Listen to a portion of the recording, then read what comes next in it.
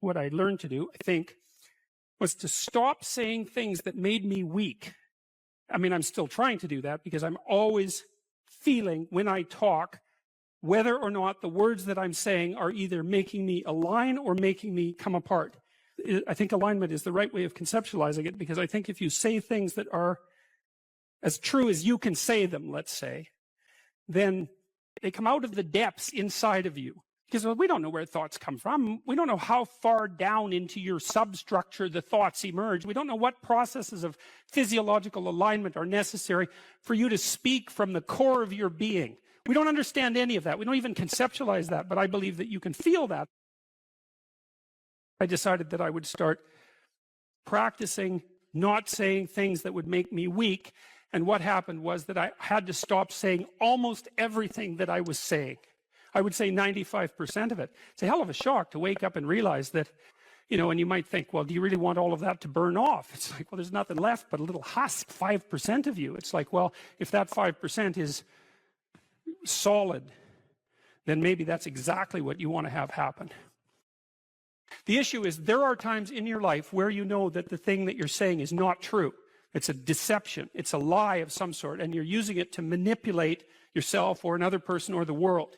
And you're also fully possessed of the idea that you can get away with it. Where are you once you destroy your own ideal? What's left for you? There's nowhere to go. There's no up. And when there's no up, there's a lot of down.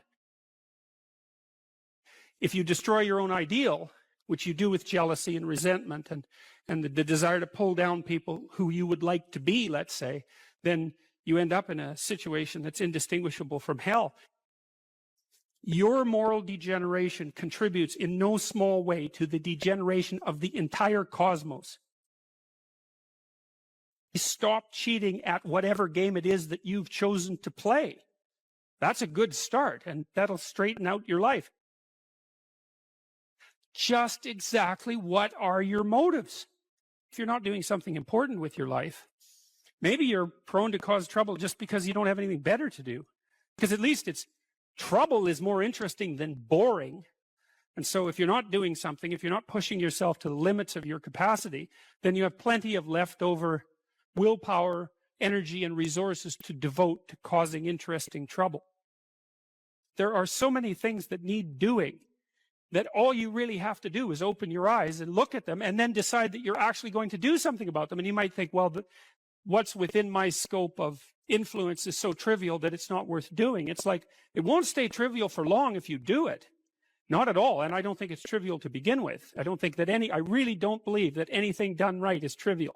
And my experience in my life has been that anything I actually did paid off. It didn't pay off necessarily in the way that I expected it to pay off. That's a whole different story.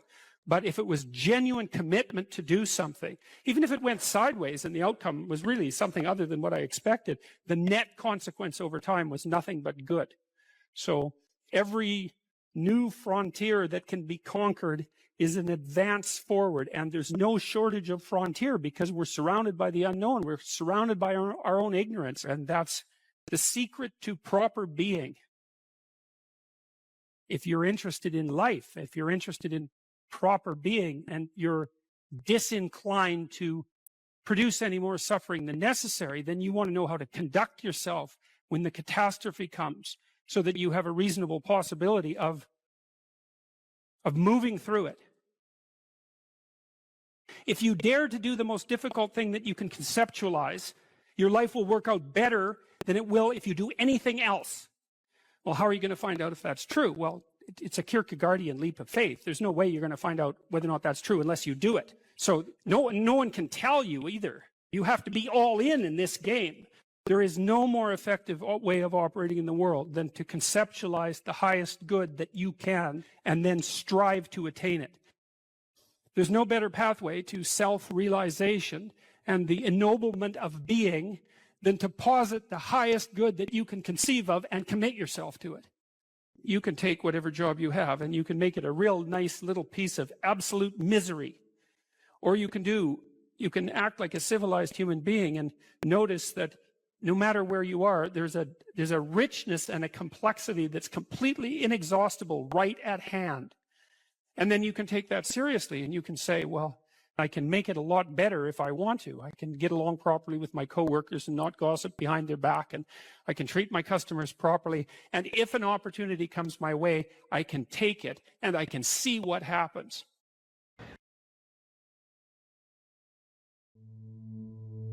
Most creative people fail at producing their creative product and monetizing it, right? So your default position, if you're a creative person, is you're going to fail. And that's because it's hard to come up with something new, and it's hard to present it to the market at the right time, and it's hard to market it. Like, those things are really, really difficult. And so what successful entrepreneurs do is they just keep doing it over and over and over and over and over and over and over. And eventually, if they're fortunate, one of their ideas happens to hit the right place at the right time. And so that's also Darwinian in some sense. You know, you're creating all these little enterprises that are sort of alive. They're run by people, after all. And even if your idea is good, that doesn't mean it will be successful.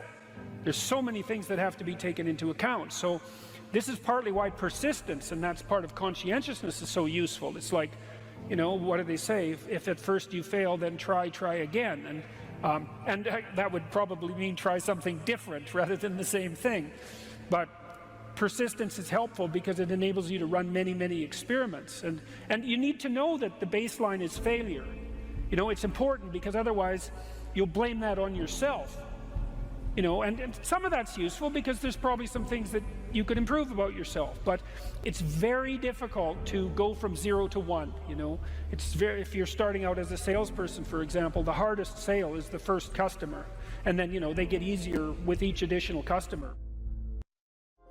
You got to know that there are differences in intelligence. It's really important. If you go into a job and you're not smart enough for that job, you're going to have one bloody miserable time.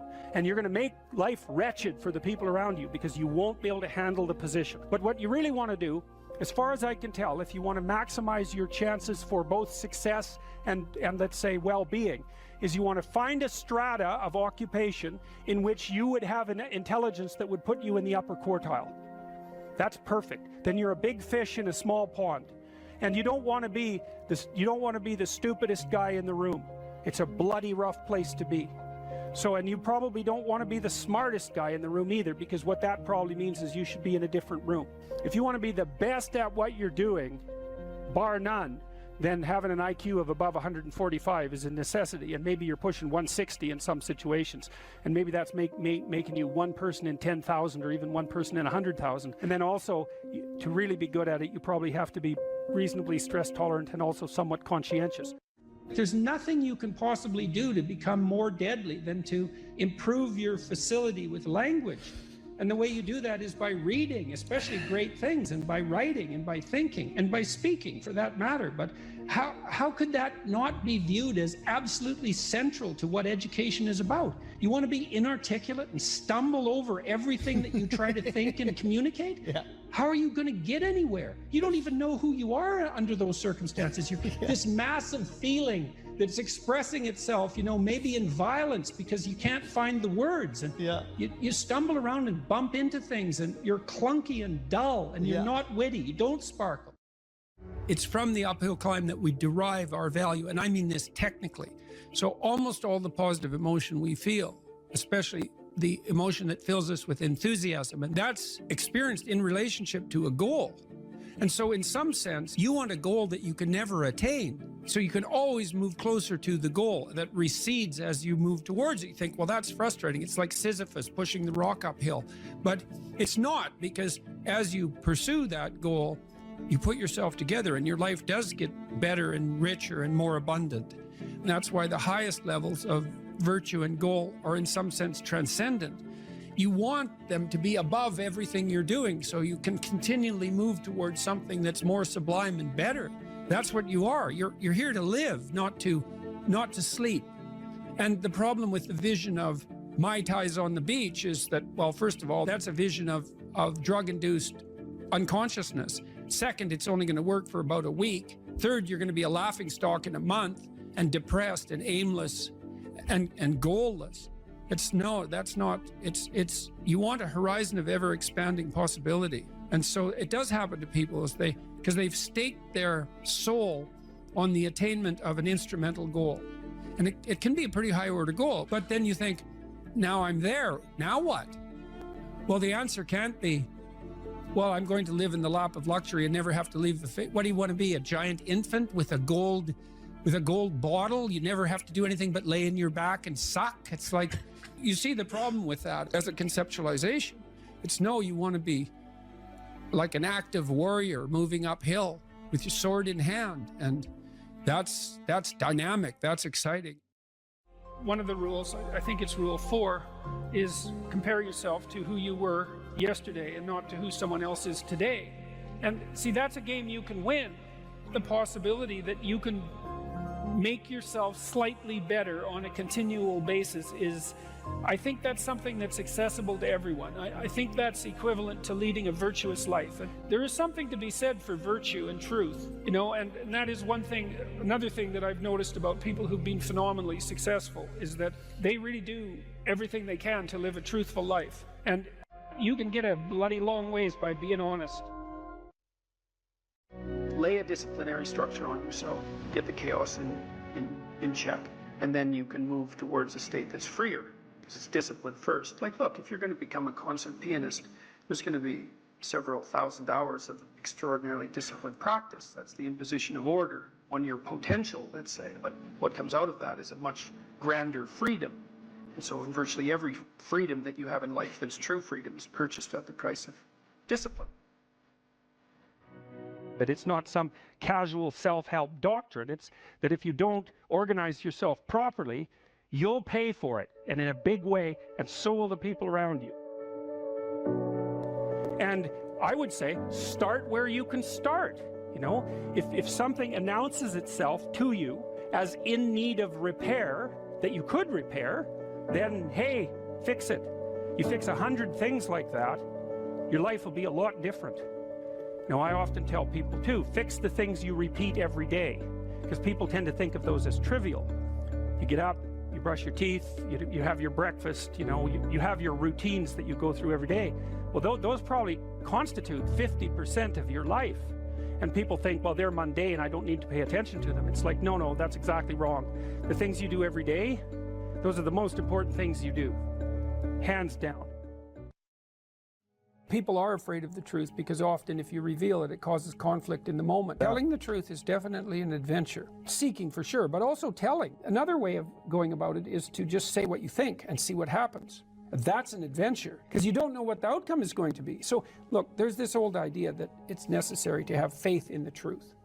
And so here's a way of thinking about that. Someone asks you a question and you might think, well, here's the outcome I want, and so here's how I'm going to answer that question.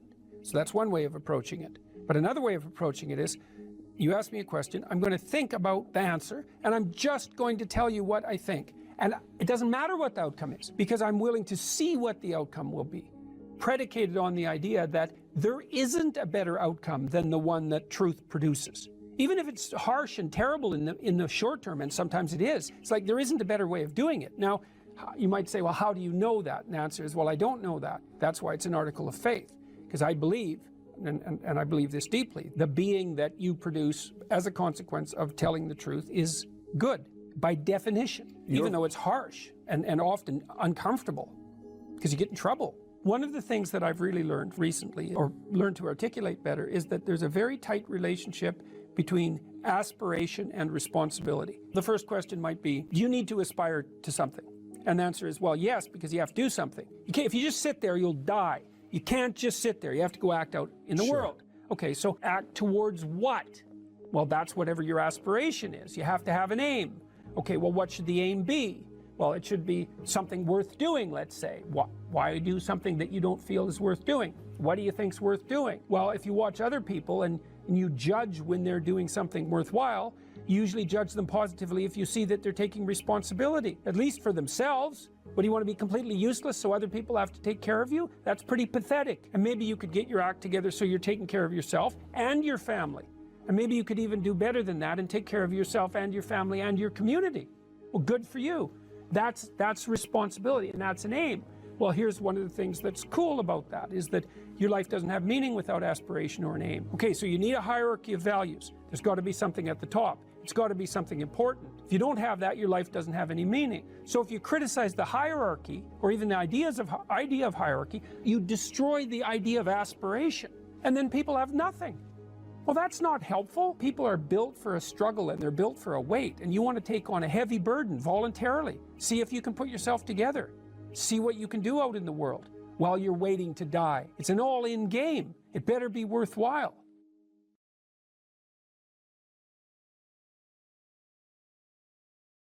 When I talked about hierarchies, now it's very important where you are in your hierarchical position with regards to other people in relationship to your mental health. And this is a really important thing to understand, because you have an ancient counter in your brain, and that was the point of the biological comparisons, and lobsters being one set of comparisons, but not only lobsters. We know perfectly well, animal behaviorists, people who know their neuropsychopharmacology, know perfectly well that the serotonergic system operates quite similarly across most animals with complex nervous systems, and one of the things that it does is track relative status position.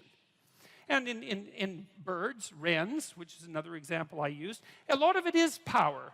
You know, a wren's a little bird. It's quite a cute bird. It sings very nicely, and you think it's harmless, but it's not. It's a vicious little character. And I used to sit in my backyard and record wren songs on my tape recorder, and the wren that lived in our backyard would dive bomb it, 4 inches away, and it was very brave of him. And he had a little nest that was up in a tree, and there were some nests that we had built, birdhouses, in the neighborhoods nearby, in the yards nearby. And he would go, like half his day spent stuffing those other birdhouses with sticks, so full that no bird could get in them. It was like, this is my damn yard, which is what he was saying when he was singing so beautifully. And you better look the hell out, because if you build, I'm going to stuff your damn house with sticks, and if I see you sitting on a branch, I'm going to dive bomb you and knock you off.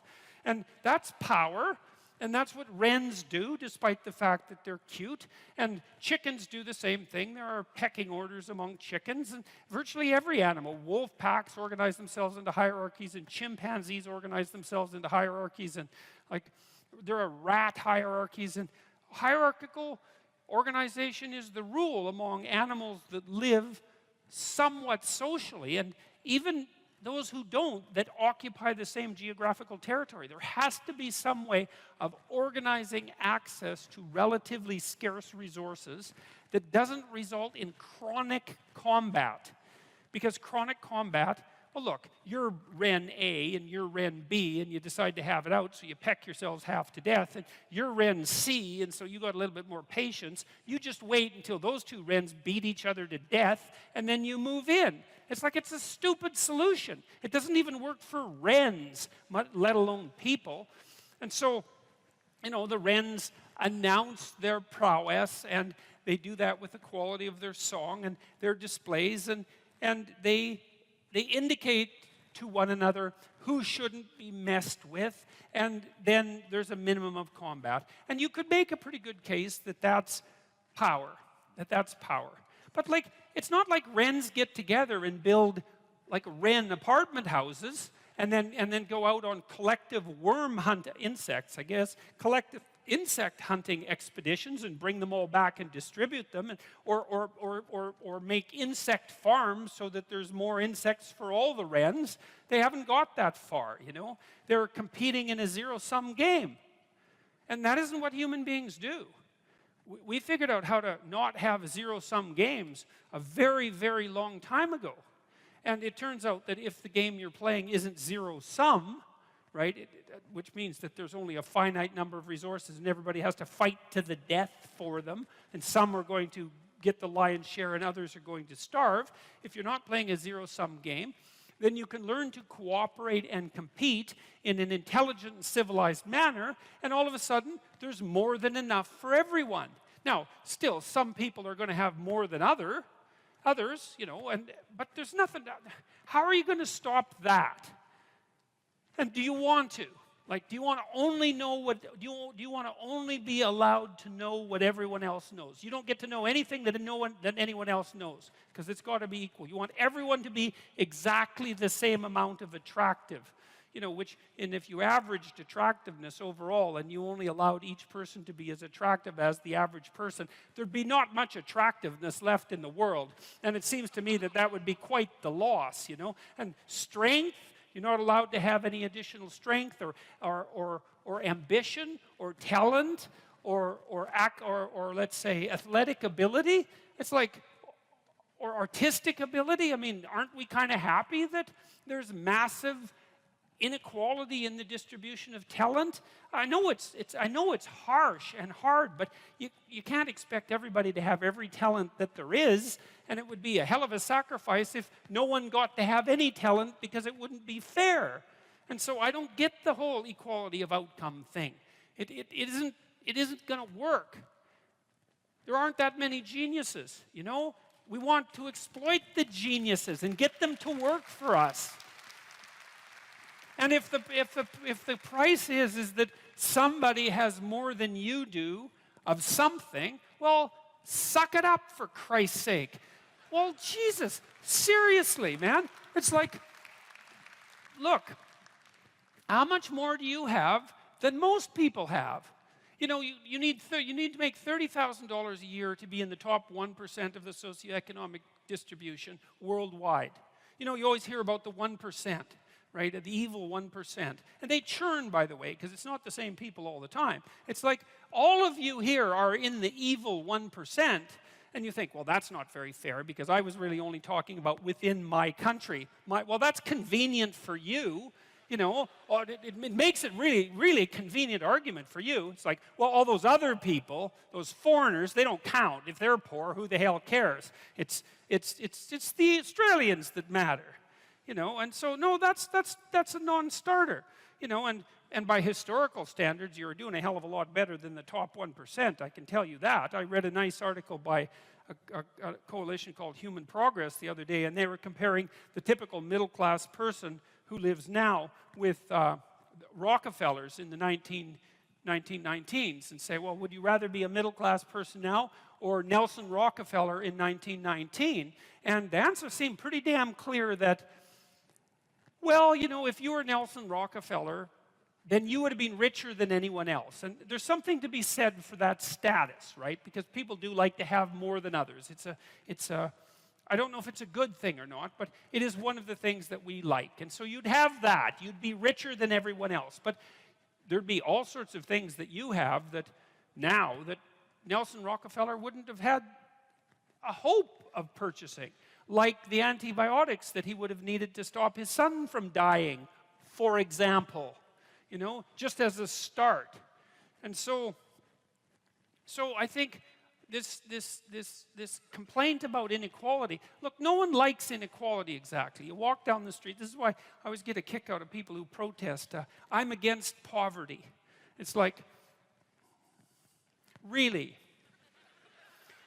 You're against poverty, and you think that's a unique enough attribute so that it was worth your time to make a sign that said that you were against poverty and show other people. It's like, I've never met anyone that was for poverty. You know, you walk down the street with someone who's pretty well off, you know, and they've got 1920s spats on and a bowler, and they're feeling pretty damn rich, and a Stockster certificate sticking out of their back pocket, and, you know, there's a homeless person there, and they give them a good kick, and they say, the more poverty, the better. It's like, no. You know, when people walk down the street and you see homeless people, and they're often, homelessness is a complex problem. Like, you think, well, homeless people are poor. It's like, yeah, man. That's like one problem they have out of 50. And like, I've worked with poor people, you know, in my clinical practice, and poor in multiple dimensions. And many of them, you gave them money, they were just done.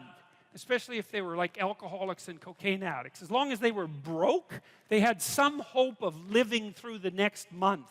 But as soon as their unemployment check showed up, man, they were face down in the ditch 3 days later, right? Nothing but cocaine and alcohol with all their idiot friends for 3 days. And then they'd show up back in my practice saying, you know, God, I relapsed again. I said, well, what happened? Well, my money came in. It's like, yeah, money's really going to do you a hell of a lot of good. It'll just kill you faster than poverty. Now, not that there's anything good about poverty, but it's not like these are simple problems. You know, walk down the street and you see someone who's been an alcoholic for 20 years and maybe they're addicted to methamphetamines as well, or maybe they're schizophrenic. It's like, it isn't unequal distribution of monetary resources that is the primary cause for that problem, and it isn't going to be some sort of straightforward redistribution that's going to fix it, because it's way more complicated than that. And so, and then the whole power thing too. It's like, look, I get it. I get the left wing issue, and I really do. And I think I get it better than the damn left-wingers get it. Because, you know, most of the radical types, they follow Marx, and they say, well, one of Marx's dictums was that capital tended to accumulate in the hands of fewer and fewer people. It's like, you don't need to have all these things, but you better have most of them. Family, friends, career, educational goals, plans for, you know, time outside of work, attention to your mental and physical health, etc. You know, that's what life is about. And if you don't have any of those things, well, then all you've got left is misery and suffering. So that's a bad deal for you. So once you set up that goal structure, let's say, and that's really in many ways that's what you should be doing at university. That's exactly what you should be doing, is trying to figure out who it is that you're trying to be, right? And you aim at that, and then you use everything you learn as a means of building that person that you want to be. And I really mean want to be. I don't mean should be, even those things are going to overlap. And it's important to distinguish between those, because that's partly, and this is back down to the micro routine analysis. So if I was saying, well, you're going to try to make yourself more industrious. Okay, number one, specify your damn goals, because how are you going to hit something if you don't know what it is? That isn't going to happen. And often people won't specify their goals too, because they don't like to specify conditions for failure. So if you keep yourself all vague and foggy, which is real easy, because that's just a matter of not doing as well, then you don't know when you fail. And people might say, well, I really don't want to know when I fail, because that's painful. So I'll keep myself blind about when I fail. That's fine, except you'll fail all the time then. You just won't know it until you've failed so badly that you're done. And that can easily happen by the time you're 40. So I would recommend that you don't let that happen. So that's willful blindness, right? You could have known, but you chose not to. Okay, so once you get your goal structure set up, you think, okay, if I could have this life, looks like that might be worth living, despite the fact that it's going to be, you know, anxiety provoking and threatening, and there's going to be some suffering and loss involved and all of that. Obviously, the goal is to have a vision for your life such that, all things considered, that justifies your effort. Okay, so then what do? Well, then you turn down to the micro routines. It's like, okay, well, this is what I'm aiming for. How does that instantiate itself day to day, week to week, month to month? And that's where something like a schedule can be unbelievably useful. Google Calendar. It's like, make a damn schedule and stick to it. Okay, so what's the rule with the schedule? It's not a bloody prison. That's the first thing that people do wrong. They say, well, I don't like to follow a schedule. Well, it's like, well, what kind of schedule are you setting up? Well, I have to do this, then I have to do this, then I have to do this, you know, and then I just go play video games, because who wants to do all these things that I have to do? It's like, wrong. Set the damn schedule up so that you have the day you want. That's the trick. It's like, okay, I've got tomorrow. If I was going to set it up so it was the best possible day I could have, practically speaking, what would it look like? Well, then you schedule that. And obviously there's a bit of responsibility that's going to go along with that, because if you have any sense, one of the things that you're going to insist upon is that at the end of the day, you're not in worse shape than you were than at the beginning of the day, right? Because that's a stupid day. If you have a bunch of those in a row, you just dig yourself a hole and then you bury yourself in it. It's like, sorry, that's just not a good strategy. It's a bad strategy. So maybe 20% of your day has to be responsibility and obligation, or maybe it's more than that, depending on how far behind you are. But even that, you can ask yourself, okay, well, I've got these responsibilities. I have to schedule the damn things in. What's the right ratio of responsibility to reward? And you can ask yourself that, just like you'd negotiate with someone who is working for you. It's like, okay, you got to work tomorrow. Okay, so I want you to work tomorrow. And you might say, okay, well, what are you going to do for me that makes it likely that I'll work for you? Well, you could ask yourself that, you know. So maybe you do an hour of responsibility and then you play a video game for 15 minutes. I don't know, whatever turns your crank, man. But, you know, you have to negotiate with yourself and not tyrannize yourself. Like you're negotiating with someone that you care for, that you would like to be productive and have a good life. And that's how you make the schedule. It's like, and then you look at the day and you think, well, if I had that day, that'd be good. Great. You know, and you're useless and horrible, so you'll probably only hit it with about 70% accuracy, but that beats the hell out of 0, right? And if you hit it even with 50% accuracy, another rule is, well, aim for 51% the next week, or 50.5% for God's sake, or because you're going to hit that position where things start to loop back positively and spiral you upward. And so that's one way that you can work on your conscientiousness, is plan a life you'd like to have. And you do that partly by referring to social norms. That's more or less rescuing your father from the belly of the whale. But the other way you do that is by having a little conversation with yourself about, as if you don't really know who you are, because you know what you're like. You won't do what you're told. You won't do what you tell yourself to do. You must have noticed that. It's like you're a bad employee and a worse boss, and both of those work, you know, for you. You don't know what you want to do, and then when you tell yourself what to do, you don't do it anyways. You should fire yourself and find someone else to be. But you know, my point is that you have to understand that you're not your own servant, so to speak. You're someone that you have to negotiate with, and you're someone that you want to present the opportunity of having a good life to. And that's hard for people because they don't like themselves very much. So, you know, they're always like cracking the whip and then procrastinating, and cracking the whip and then procrastinating. And it's like, God, it's so boring and such a pathetic way of spending your time. And you know what that's like, because you probably waste like 6 hours a day. And I think we did an economic calculation about that a while back, right? Your time's probably worth $50 an hour, something like that. I mean, you're not getting paid that now, but you're young, and so this is investment time, and what you do now is going to multiply its effects in the future. So let's say it's $50 an hour, which is perfectly reasonable. So if you waste 6 hours a day, and you are, then you're wasting about $2,000 a week, or about $100,000 a year. So like, go ahead, but that's what it's costing you every hour. And you need to know what your damn time is worth. So let's say it's not $50, it's 30, whatever. Maybe it's 100, it's somewhere in that range. One of the things you should be asking yourself is, when you spend an hour, was that, well, would have I paid someone $50 to have had that hour? And if the answer is no, it's like, well, maybe you should do something else with your time. And it depends on whether or not you think that your time's worthwhile.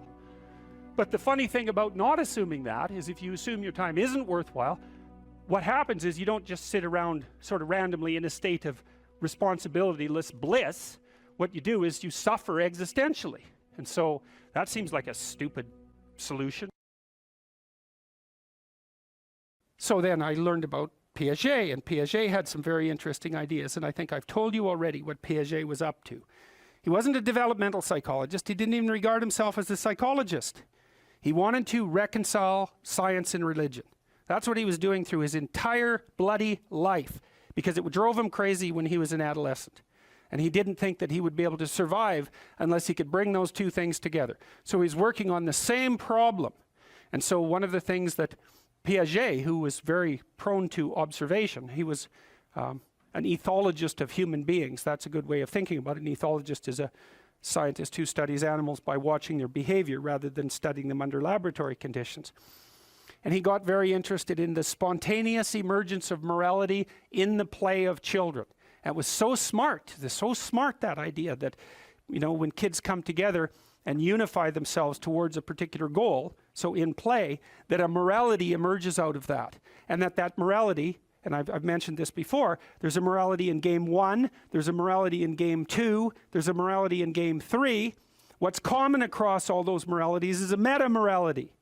And so the meta-morality emerges from the particular moralities that are embedded in particular cooperative situations.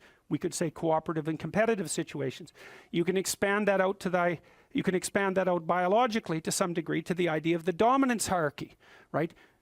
every social animal, and even many animals who aren't social, are embedded in a dominance hierarchy. The dominance hierarchy has a structure, or we couldn't call it a dominance hierarchy. Dominance hierarchy A, B, C, D, E, thousands of them across thousands of years. You extract out from all of them what's central to all of them. That's the pyramid of value. What question do you need answered about the pyramid of value? What's at the top? Because that's the ideal. That's the eye at the top of the pyramid, or the golden Buddha in the lotus. It's the same thing. It's the same thing as the crucifix, paradoxically enough. And that has to do with something like the voluntary acceptance and therefore transcendence of suffering. It's something like that. These are not arbitrary ideas. They're deeply, that's my case anyways, they're deeply, deeply, deeply rooted in biology and culture. They're as deeply rooted in biology as the dominance hierarchy is rooted in biology. And we already know the answer to that. The dominance hierarchy has been around for 350 million years. It's a long time. You don't get to just brush that off and say, well, morality is some sort of second order cognitive problem. It's like, no, it's not. I mean, I can tell you something about its instantiation in your nervous system. You have a counter at the bottom of your brain that keeps track of where you are in terms of your status. And it bloody well regulates the sensitivity of your emotions. So if you're at the bottom of the hierarchy, barely clinging on to the world, everything overwhelms you. And that's because you're damn near dead. And so everything should overwhelm you. You've got no extra resources. Any more threat, you're sunk. So you become extremely sensitive to negative emotion, and maybe also impulsive, so that you grab while the grabbing's good. And if you're nearer the top in the dominance hierarchy and your counter tells you that, then your serotonin levels go up, you're less sensitive to negative emotion, you're less impulsive, you live longer, like everything works in your favor. Your immune system functions better, and you're oriented at least to some degree towards the medium and long-term future. And you can afford that because all hell isn't breaking loose around you all the time. And so then the question is there a way of being that increases the probability that you're going to move up dominance hierarchies? Well, that doesn't seem to be a particularly provocative proposition, unless you think that it's completely arbitrary and random, and that you can think that if you want, but I don't think there's any evidence for that whatsoever. I mean, we certainly have, even for sexual selection, we impose criteria. They're not random and arbitrary. So, okay, so back to Jung. So what was Jung trying to do? Well, he was trying to see, Jung believed that once we had stopped populating the cosmos with gods, that they went inside. That's a good way of thinking. Well, think about it this way. You know, an archaic person looks at the sky and uses his imagination to populate the sky. What's the sky?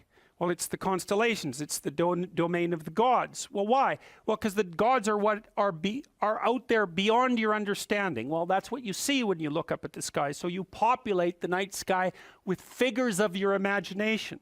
So the gods are the things that you broadcast out of your imagination and see spread over the world. It's like the contents of your unconscious are manifesting themselves when you encounter the unknown. It's exactly what it is. That's exactly how else could it be, right? You're projecting your fantasy onto what you don't understand. That's how you start to cope with what you don't understand. You populate the unknown with deities. Where did they come from? They came from your imagination. Well, what happens when you take them out of the world? Do they disappear? No.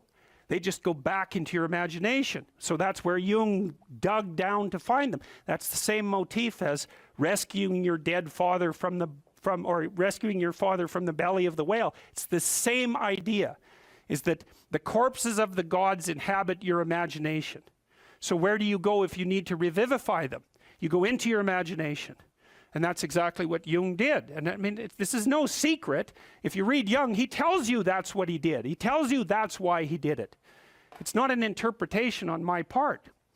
Well, so then the question is, what's down there? Is it just mess and catastrophe? Or is there something in it that's patterned? Well, Jung's proposition was that you rediscover the great archetypes that guide human being by investigating the structure of your imagination. when he thought about the imagination in some sense, at least in part, as a manifestation of your biology. Well, yes. What else would it be? You know, and I told you that story about my nephew, I believe, right? About him running around as a knight and then going off to have a combat with the dwarves and the dragons. It's like, well, where did that come from? Well, partly it came from his culture, right? Because he was a knight, and so obviously that's a cultural construct. But the thing is that his imagination it's this structure that's looking for things to fill itself with, just like your predisposition to language. You have a predisposition to language. What is that? We don't know. What does it do? It looks for things in the world to fill itself with, right? And if you first of all, when you start to learn how to speak, you babble every phoneme. Did you know that? If I was learning to speak an Asian language, there would be phonemes I couldn't pronounce, and vice versa. An infant, all of them, they babble all the phonemes, and then as they start to learn the language, they lose the ability to say a bunch of them and only retain the ones that are relevant to that language. So a baby babbles all possible languages, that's a way of thinking about it, and then loses the ability. So that's you can see there. So you could say, well, you manifest the potential to be possessed by the set of all possible archetypes. It's built into your biology. And then as you're enculturated in your own culture, the set of archetypes that manifest themselves in that culture are the ones that you pull in for your own use. So my nephew's running around like a knight. Well, you know, if he would have been born in the middle of the Amazon, he would have been running around with a bow and, you know, a poisoned arrow and a bow. It's the same thing. It's the same idea. It's just trapped out in different cultural dress. And his little imagination was trying to solve the problem. How do you deal with the unknown? Well, what's the unknown? It's these little devils that keep jumping up on you and biting you, and they come out without end. So just killing them, it's like cutting the head off the Hydra, right? 7 more grow. Well, what the hell good is it to solve one problem when there's just a bunch more problems that are going to come after you? And that's everyone's question. That's the ultimate question of nihilism, right? Why bother solving a problem if all that's going to happen is that 20 more problems are going to come your way? Why not just give up and die? Well, right, it's a good question. It's a good question, right? Is the suffering so intense that the whole game should just be brought to an end? That's another fundamental question of existence. And people who've become truly malevolent answer that question in the affirmative. They say, it's too much, we should destroy it. Now, I wouldn't say they're precisely doing it only for humanitarian reasons, but you have to understand and appreciate the logic.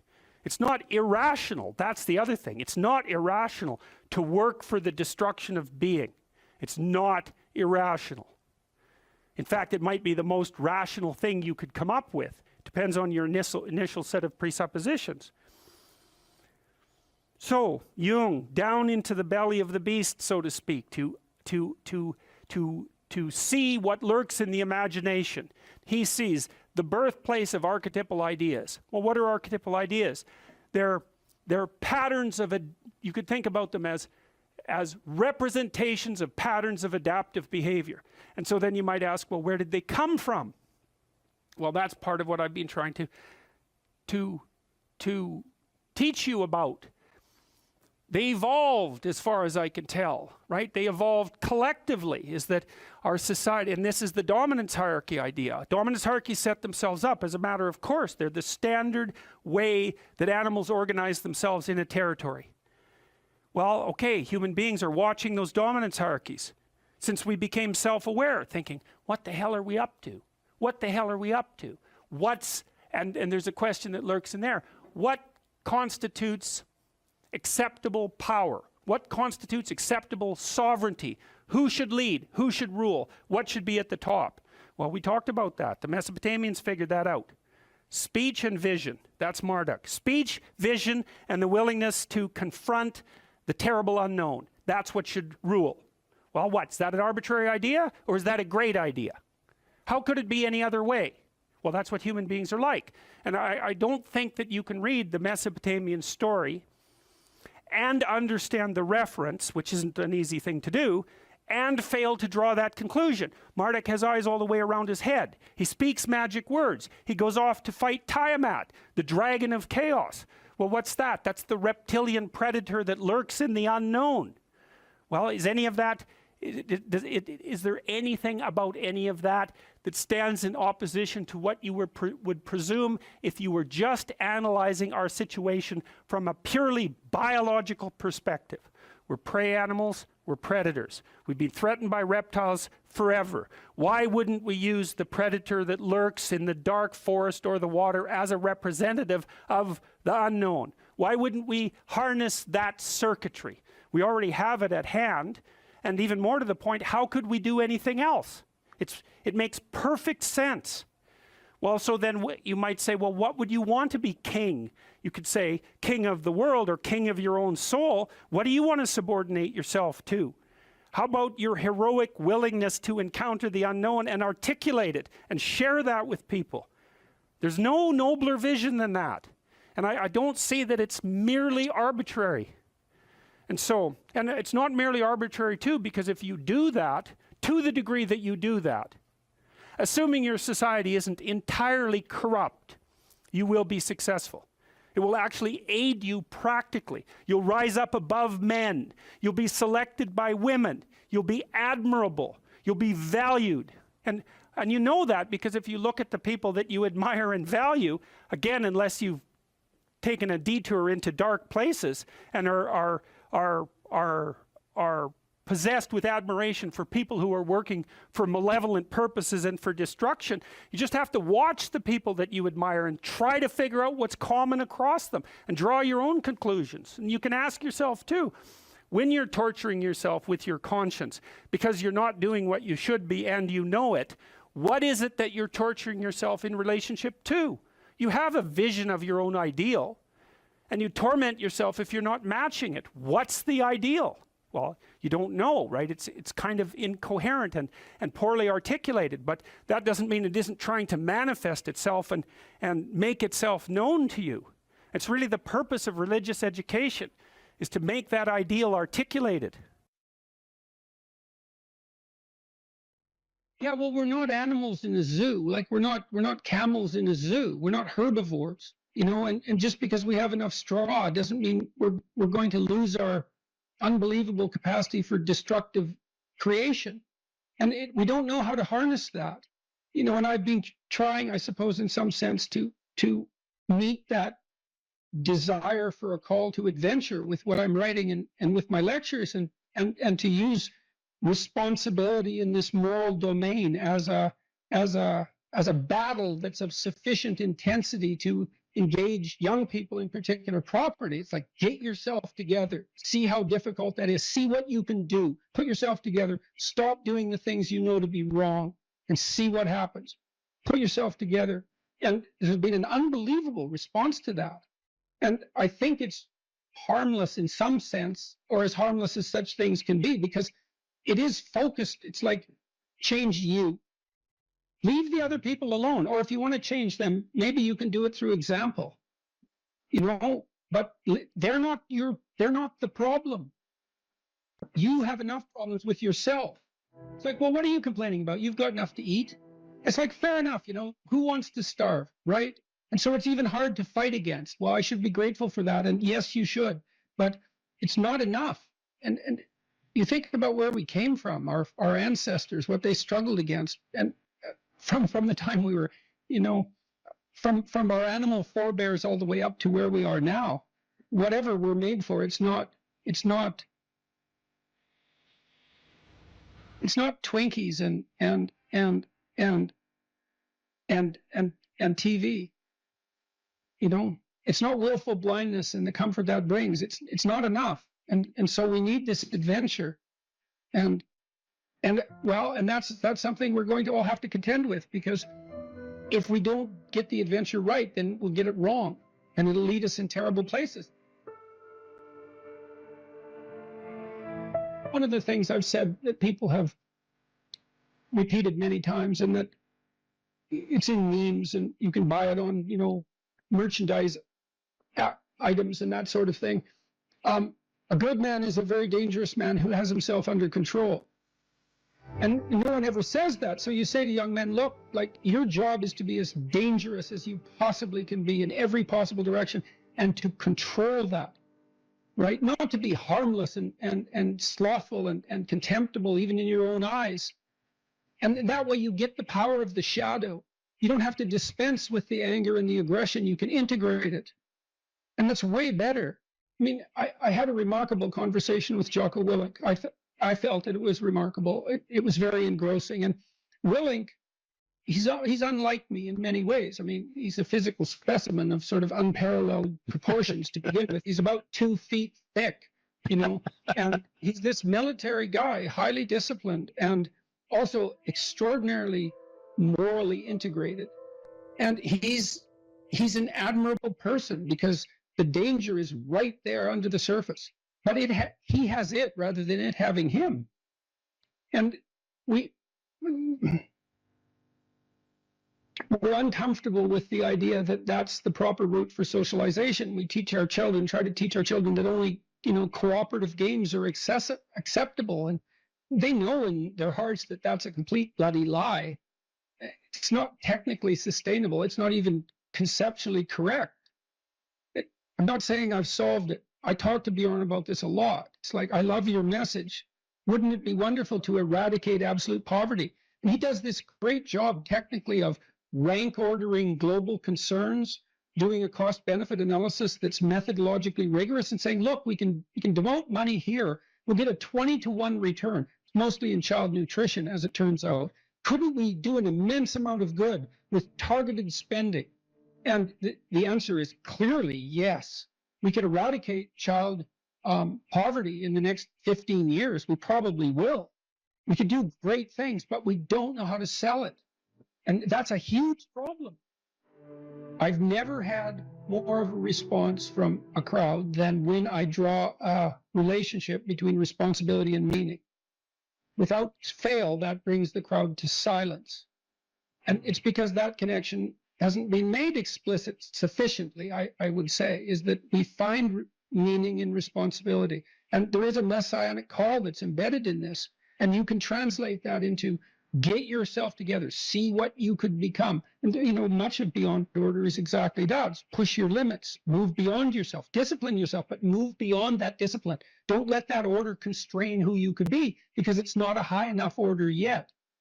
And I would say it looks like that is attractive to young people, and perhaps specifically to young men, but not only to young men, and not only to the young.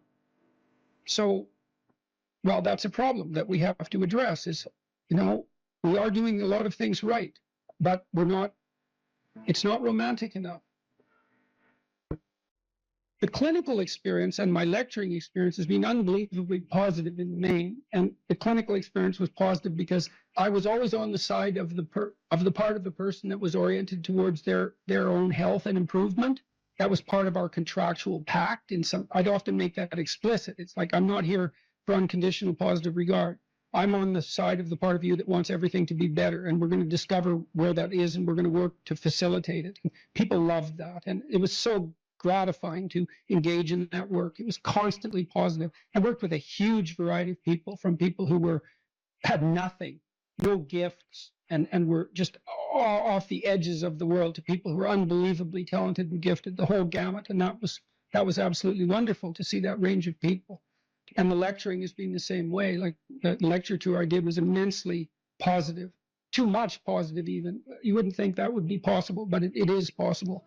And I'm very positively oriented towards human beings in the main, despite I think we're great, flawed and terribly, but no wonder. No wonder. I mean, the burden we bear is absolutely, it's absurd. The existentialists made much of that. We have an absurd existence. We're aware of our own mortality. God, and we're animals. We're aware of our own mortality. What a burden. And yet here we are. And much of the time we're not corrupt and horrible. It's a miracle.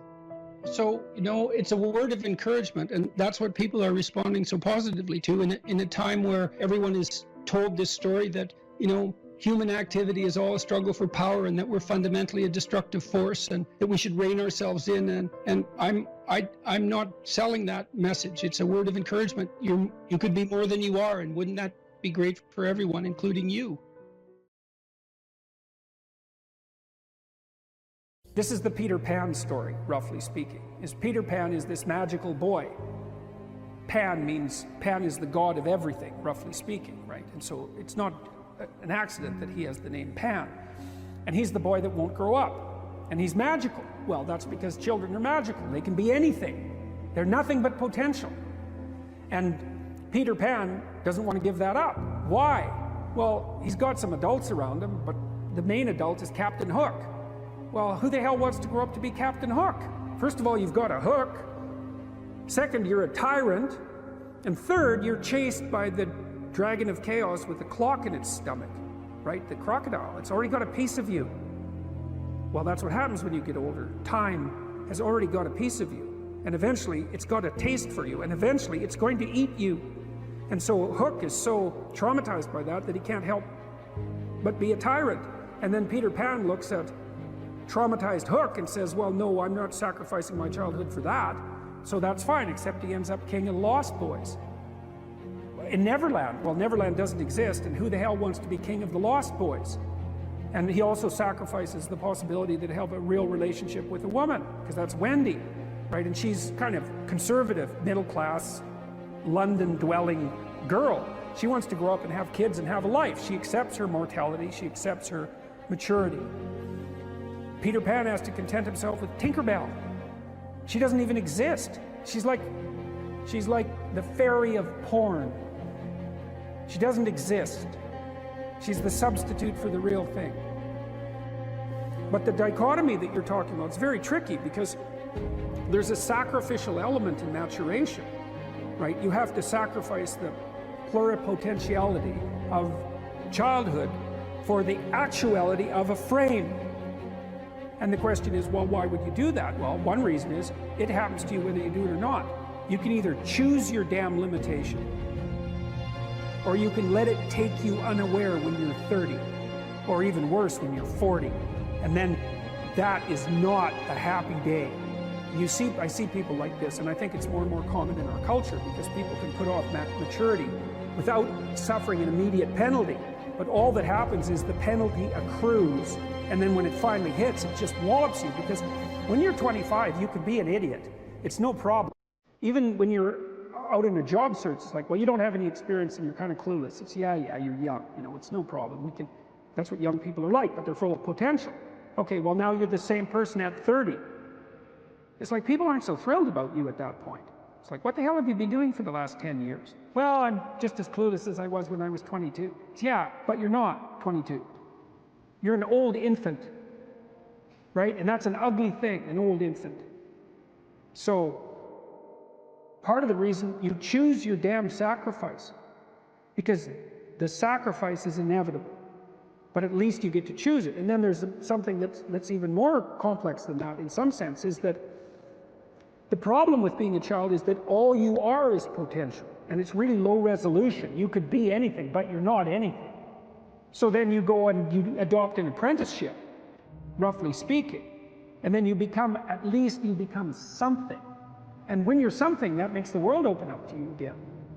Like if you're a really good plumber, then you end up being far more than a plumber. Like you end up being a good employer.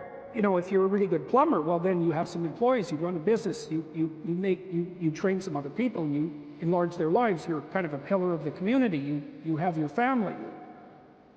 Once you pass through that narrow training period, which narrows you and constricts you and develops you at the same time, then you can come out the other end with a bunch of new possibility at hand.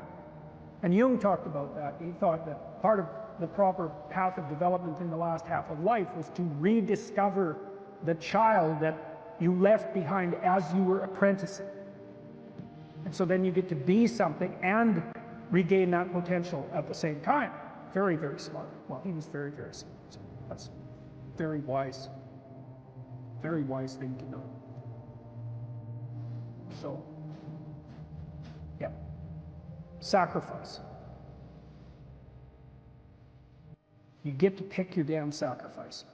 That's all. You don't get to not make one. You're sacrificial whether you want to be or not. That's a good thing to know as well. Why be literate? Do you want to be competent and dangerous, or do you want to be vague and useless? Because those are your options, and I don't care what your job is.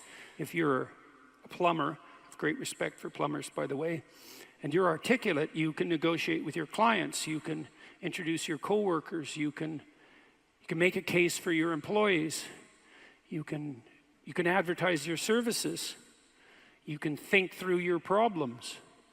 You're firing on all cylinders. Our whole culture is based on the idea of the supremacy of the word. Our whole culture is based on the idea that it is the word itself that extracts habitable order from chaos and possibility.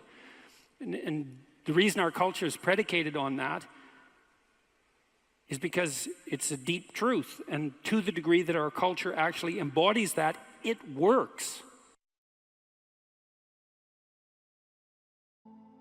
Advice for students here? Yeah, read great books. Really, man. You've got this 4-year period that has been carved out of your lives by society. It's given you an identity, like a high quality identity, and freedom at the same time. And you're not going to get that again in your life.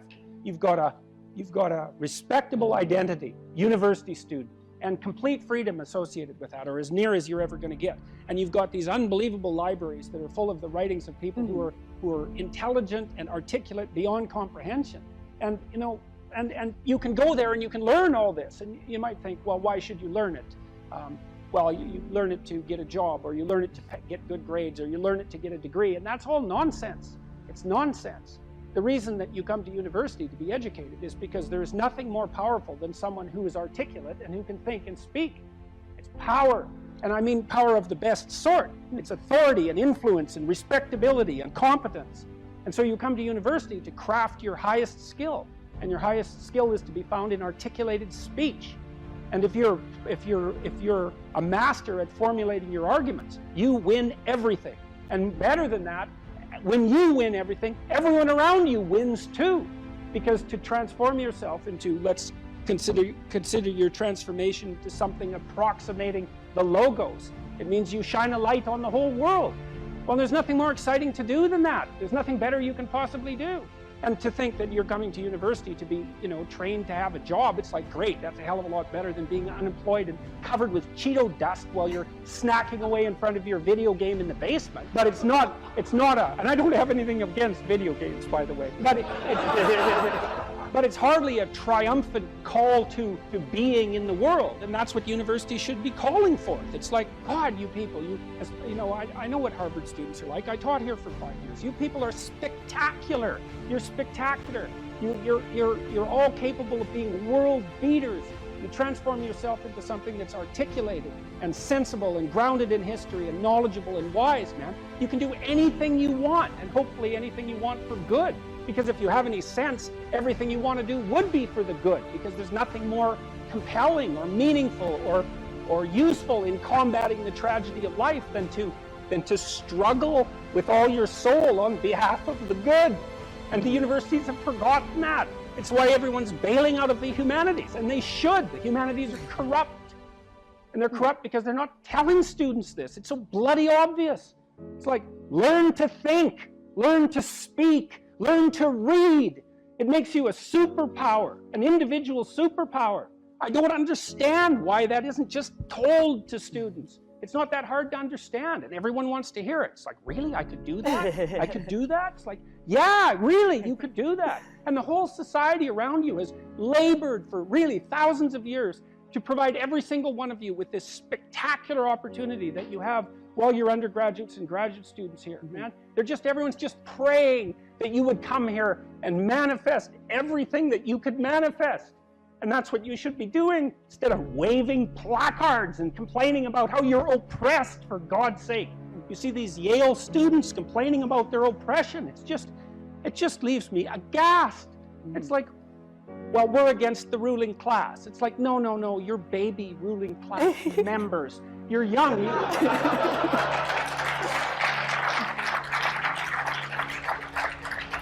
the only reason you're not rich is because you're young. You know, that's the best.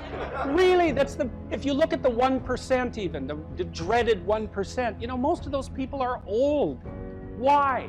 Well, when you progress through life, if you're reasonably successful, you trade in your promising youth for your wealthy old age, but you're still bloody old.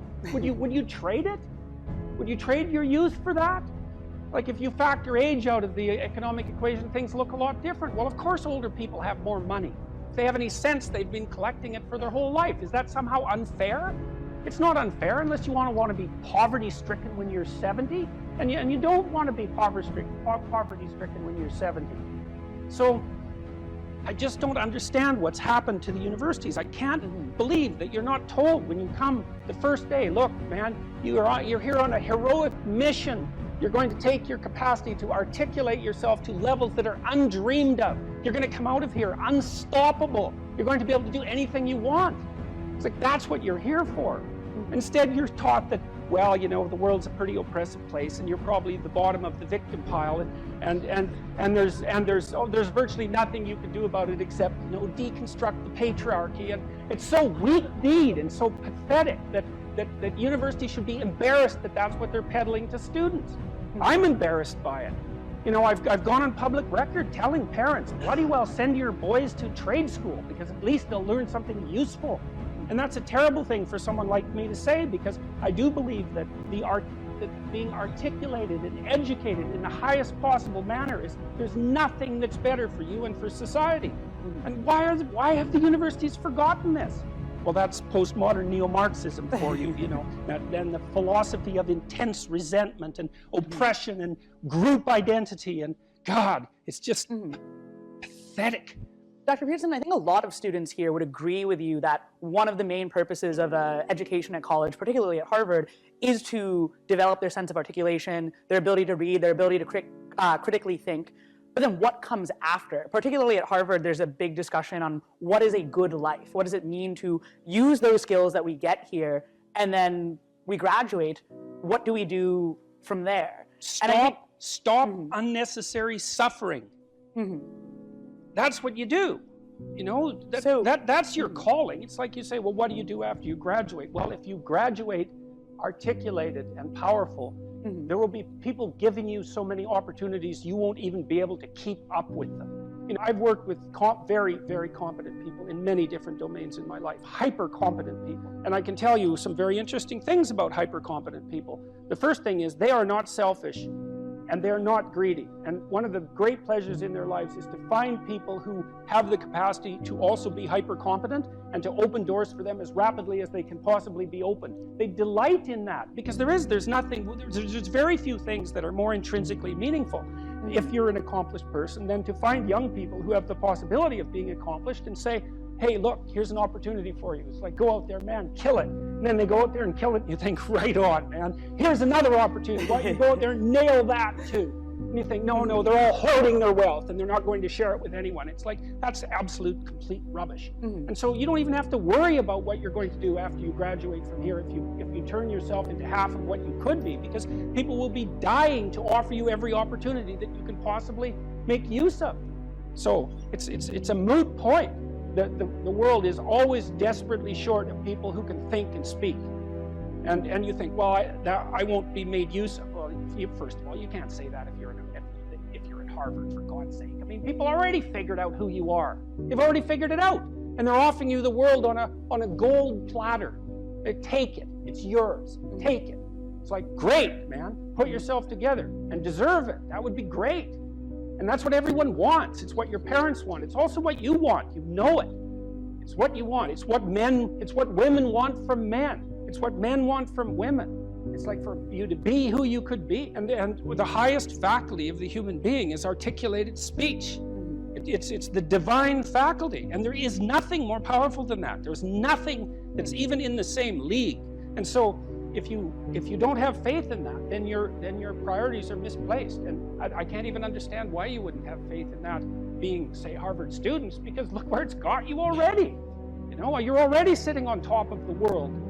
So deserve it, make use of it, right? Go out there and fix things up. That's what you need to do. There's lots of things that need to be fixed up. And What you want to do is burden yourself with so much responsibility that you can barely stand. And then you'll get stronger trying to lift it up. And you won't be asking, what should I be doing with my life? Or what's the meaning of life? Or any of that. It'll be self-evident. It's self-evident. At minimum, you can say, there's more suffering in the world than there should be. And I could probably do something about that. And you can do something about that. So go do something about it. And then there'll be less suffering in the world. And then when you're 80, you can look back on your life and say, well, you know, there's less suffering in the world than there would have been had I not existed. And you don't have to even have a sense of ultimate destiny or even any sort of theistic belief to regard that as a positive good. Like, I think it goes beyond the mere pragmatic utility of addressing the world's ills, because I think we do live in a world that has a transcendent reality as well as the reality that we can detect. But even independently of that, it doesn't matter. It's like... And you can write about what you think about the problems that obsess you, and you can become articulate as a consequence. And there'll be nothing about that that isn't the adventure of your life. Right? To become articulate is to become the master of your own tongue. To become properly articulate is to make the word divine and to treat it in that manner. The divine word creates the order that's habitable and good. And if you do believe that, go all in. See what happens if you become articulate. The most dangerous person is one who is articulate. What would you recommend to one who wants to learn to speak in a more articulate manner? Well, articulate is an interesting word, because if your joints are articulated, and that means you can do things with them because they're articulated, right? They're not one solid, vague mass. They're differentiated. And someone who's graceful is articulated and compelling because they're articulated. And speech is a form of articulation in that manner because the act of speech itself is extremely complicated. It's a very complicated motor activity, right? It's a very complicated action to dance with your tongue, let's say. It is definitely the case that there is no more exceptional form of the capacity to be dangerous than to be articulate. And one of the things that really shocks me, part of the reason that my son and I and our co-workers developed this essay app, is that young men in particular are never taught this. Why be literate? Do you want to be competent and dangerous, or do you want to be vague and useless? Because those are your options, and I don't care what your job is. If you're a plumber, I have great respect for plumbers, by the way, and you're articulate, you can negotiate with your clients, you can introduce your coworkers, you can make a case for your employees, you can advertise your services, you can think through your problems. You're firing on all cylinders. Our whole culture is based on the idea of the supremacy of the word. Our whole culture is based on the idea that it is the word itself that extracts habitable order from chaos and possibility. And the reason our culture is predicated on that is because it's a deep truth. And to the degree that our culture actually embodies that, it works. It's a great thing to be articulate. It would be so lovely if our educators were wise enough to communicate this appropriately to young men who are striving forward, and to let them know in no uncertain terms that if they want to make themselves into forces to be contended with, that there's no surer route to that than an exceptional poetic literacy. Now, it's not like young people don't have an intuition of this. There are reasons they admire rap musicians, for example, who are often extraordinarily articulate in their performance and their capacity for spontaneous poetic utterance.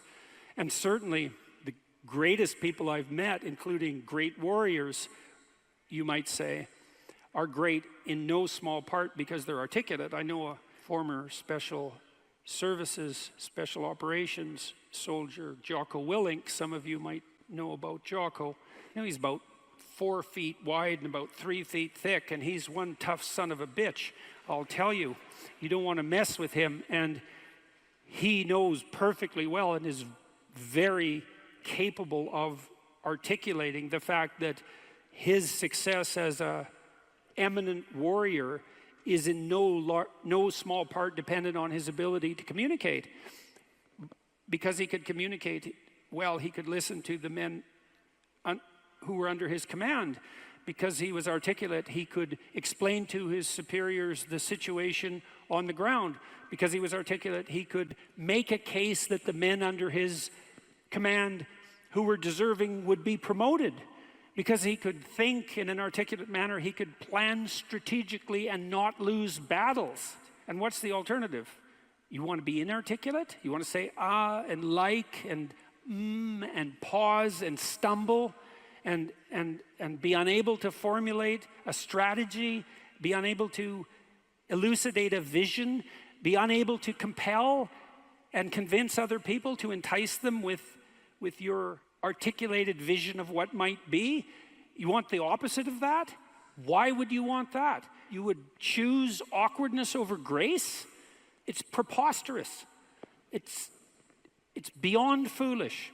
And I cannot understand for the life of me why this case isn't made in a compelling manner, particularly to young men. And I know it's not being articulated to young men because they're dropping out of the educational realm in droves.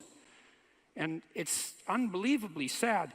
So, how do you become articulate? Well, by paying attention to what you say, you can think of this as an analogy. Imagine that you're trying to walk across a swamp, and the swamp is murky. But you know there's a path under the water, but it twists and moves. And if you stay on the path, you won't drown. The crocodiles in the swamp won't devour you. And as you walk forward, you can feel with your next step where the stone might be. And then you feel it's solid, then you take that step, and then you do the same thing with your foot again. You search and you find out what's solid and you step on it and you move forward in that manner. That's what you do with your words. It's the same thing. You feel and you feel, is this the right word? Is the fact that I'm uttering it putting me together and making me intact and stronger, or is it tearing me apart and making me dissolute and weak? And you can learn to do that. I learned this in part from reading Carl Rogers, who's a great clinician, and Rogers believed that the integration of language and action was a necessary precondition for operation as an effective clinician, that you had to align what you said with who you were, and that one of the things that your clients would be evaluating you for was that capability. And you might say that someone with that capability manifests themselves as genuine and trustworthy. And more than that, I would say also as compelling and interesting, although that can be gamed. You feel your way. I noticed 40 years ago when I started thinking these things through that much of what I said actually made me feel weak. I didn't know why exactly, but sometimes some of the things I said didn't have that effect. They weren't accompanied by a sense of shame, let's say. They weren't accompanied with a sense of vulnerability. They were solid. And at the beginning, that was probably only about 5% of what I said.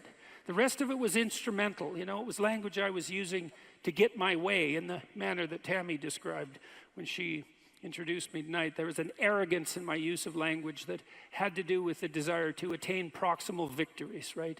To appear smart, let's say, to win an argument, something like that. A very different idea than merely feeling my way along to see what word was appropriate for what moment. But you can learn to do that. And you can listen to yourself, and you can stop humming and hawing and using like and you know and fillers. And you can take the time necessary to craft your words carefully. And you can practice merely saying what you believe to be true. And you can read. And you can read great writers. And you can write. And you can write about what you think about the problems that obsess you. And you can become articulate as a consequence. And there'll be nothing about that that isn't the adventure of your life. And so it's a moral endeavor in some real sense, Right? To become articulate is to become the master of your own tongue. And to become properly articulate is to make the word divine. And to treat it in that manner. And to decide whether or not you believe that it is the case that the divine word creates the order that's habitable and good. And if you do believe that, well, go all in. See what happens. See what happens if you become articulate. I'll give you one more small example. Tammy touched on this in the introduction too. She said she'd learned to pause. You can pause. It's a prayerful pause in some sense. When you're in a discussion with someone, you can ask yourself, they might present you with a question or a conundrum or a proposition, and instead of responding with what you know to be right, so to speak, you could just ask yourself, what do I actually think about that? But it has to be a real question. It has to be the kind of question that you'd pose to someone you didn't know. It has to be a question predicated on the idea that you might not know who you are and that you could ask. And so someone will present you with a question, you think, okay, what do I think about that? But you have to want to know the answer, and then the answer will make itself known, because that's how thought works, and then you can just communicate that answer. And if you do that, you'll be interesting right away. You'll be interesting to the person that you're talking to. And if they do that to you, they'll be interesting too. And then if you both do that, you'll have an interesting conversation. And if you have an interesting conversation, you'll both grow as a consequence. And that's actually the pathway to growth. And you just wait. You can wait. You can open yourself up to the possibility that what needs to be said will make itself manifest, if that's what you are striving for, if that's what you're asking for. And then you can merely communicate that. You have to abandon instrumentality to do that. So one of the reasons Joe Rogan is so successful, by the way, he just asks questions. He isn't trying to get something from his guests. He's not trying to become more famous. He doesn't need any more money. There's no instrumental utilization of language in his discourse. He's just a humble lunkhead, you know, in the most profound sense, who would like to know more than he knows, and who asks all the stupid questions he can think up. And it turns out that he's actually very, very smart and very well educated now, after talking to hundreds and hundreds of people and listening. And so the stupid questions he asks aren't stupid, and they're questions that are shared by virtually everyone who's listening. And he takes his listeners along on this process of exploratory endeavor, and it's the pathway to success. And the same thing can be true of your life. The pathway to success is much,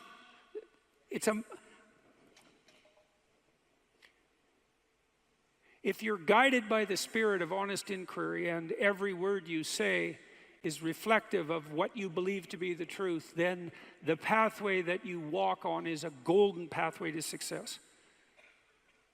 And I know that. I know that to be true.